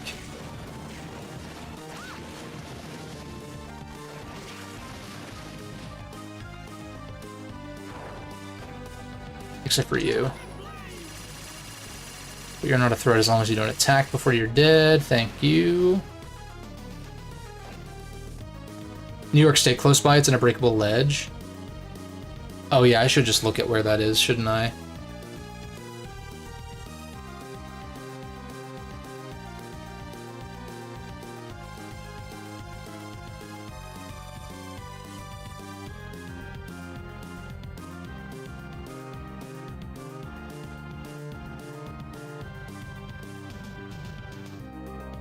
Destroy the Gorgon monster in the burnt. It's telling me that it's a drop, though. Unless there is... Maybe you're right, though, that there is one.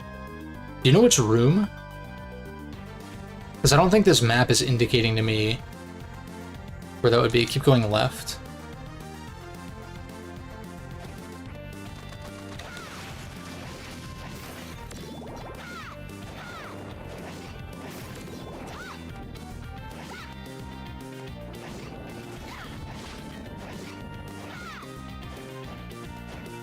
Where do I go from here?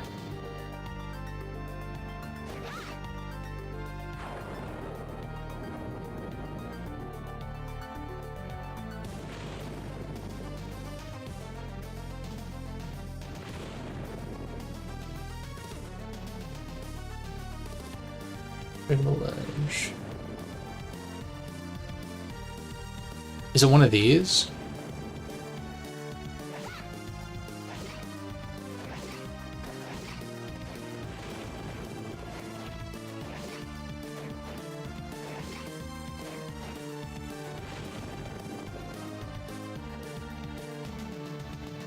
Either near the warp room or close to the boss room.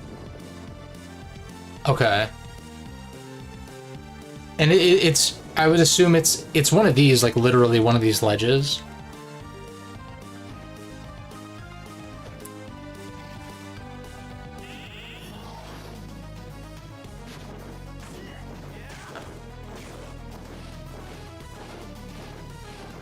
The constant warping is really funny.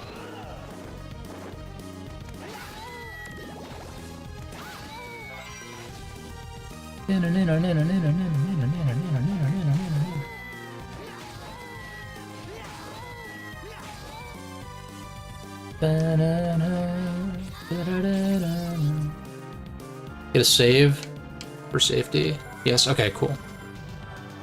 I see. So it's either going to be... Yeah, I got you. That would be a nice grab to avoid doing the random drop method.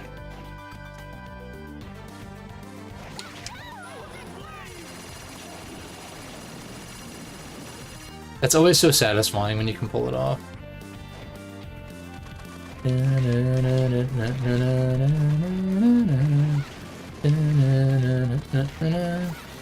It's a shame there's not a warp near the boss.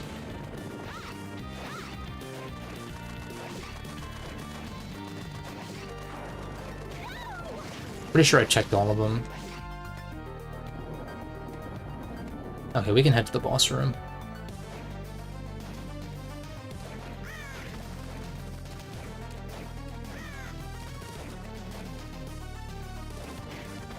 There you go.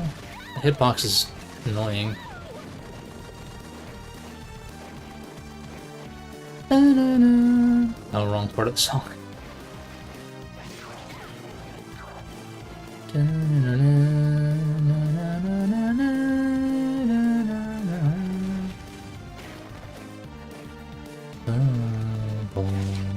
Aha.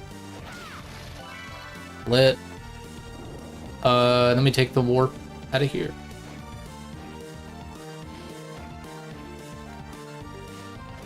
It just feels wrong to not have the other character out when you're just walking around.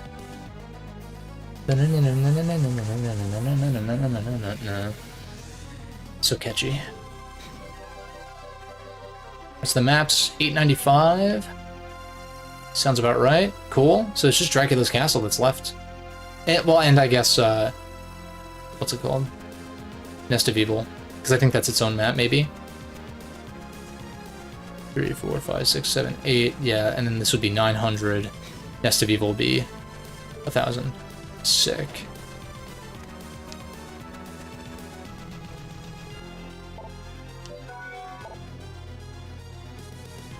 Alright, we have to fight Bronner first, but I'm not going to do that right now. I think, let me warp back, turn in the New York Steak thingy quest. I guess, like, unlock the Nest of Evil as well. So we can do that. In fact, I'm not going to do Nest of Evil right now, but we can just knock out the map real quick. It's 900%. You're back. Excellent. Well, Spear of Legend. Become a master of the Javelin. Oh, that's right. this is your training. Isn't this one of those things where you have to use it a bunch? This is your training. Raise your intelligence to 100. Jesus. Is there a way to cheese that? Oh wait, I guess there's the intelligence boost thingy. But it only boosts by 15. That's what, 76? I'll make you a deal.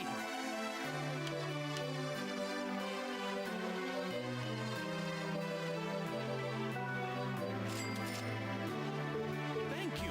It's kind of a shame. Okay. Last thing, just because there's a warp room, is we'll go to the Nest of Evil. Or like go like fill out this portion of the castle with the Nest of Evil at it. So that way I can just warp back there. Or maybe I start with that next time, I don't know. We could do whatever.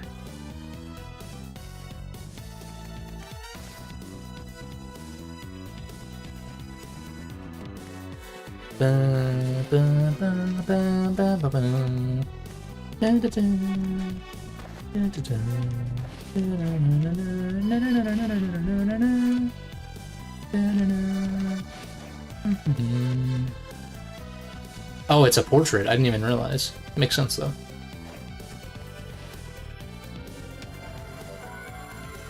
Maybe we just start with Nest of Evil next time. It should be... I don't remember it being that hard. So I don't see why we couldn't just do it now. Gain some more levels before fighting Bronner, Richter, and the final boss. That seems good to me. It's not, like, too much. I could also opt to do more side quests if I really want to. Time stop. Seems kind of broken. But yeah, seems like good progress. The maps are basically done. And all there's left is basically like a boss rush. Just a bunch of bosses and side quests, but I do kind of wish that the achievement list was a little more in depth. But at the same time, I'm not too upset that I don't need to like do all the quests, and that's not like totally required. That's nice. But yeah, regardless, we'll wrap this up next time. Then we'll move on to Order of Ecclesia. I would imagine that game takes about the same amount of time. I will ensure that it is 4 parts. Nice little, you know, some symmetry there. Nice 12-part series total.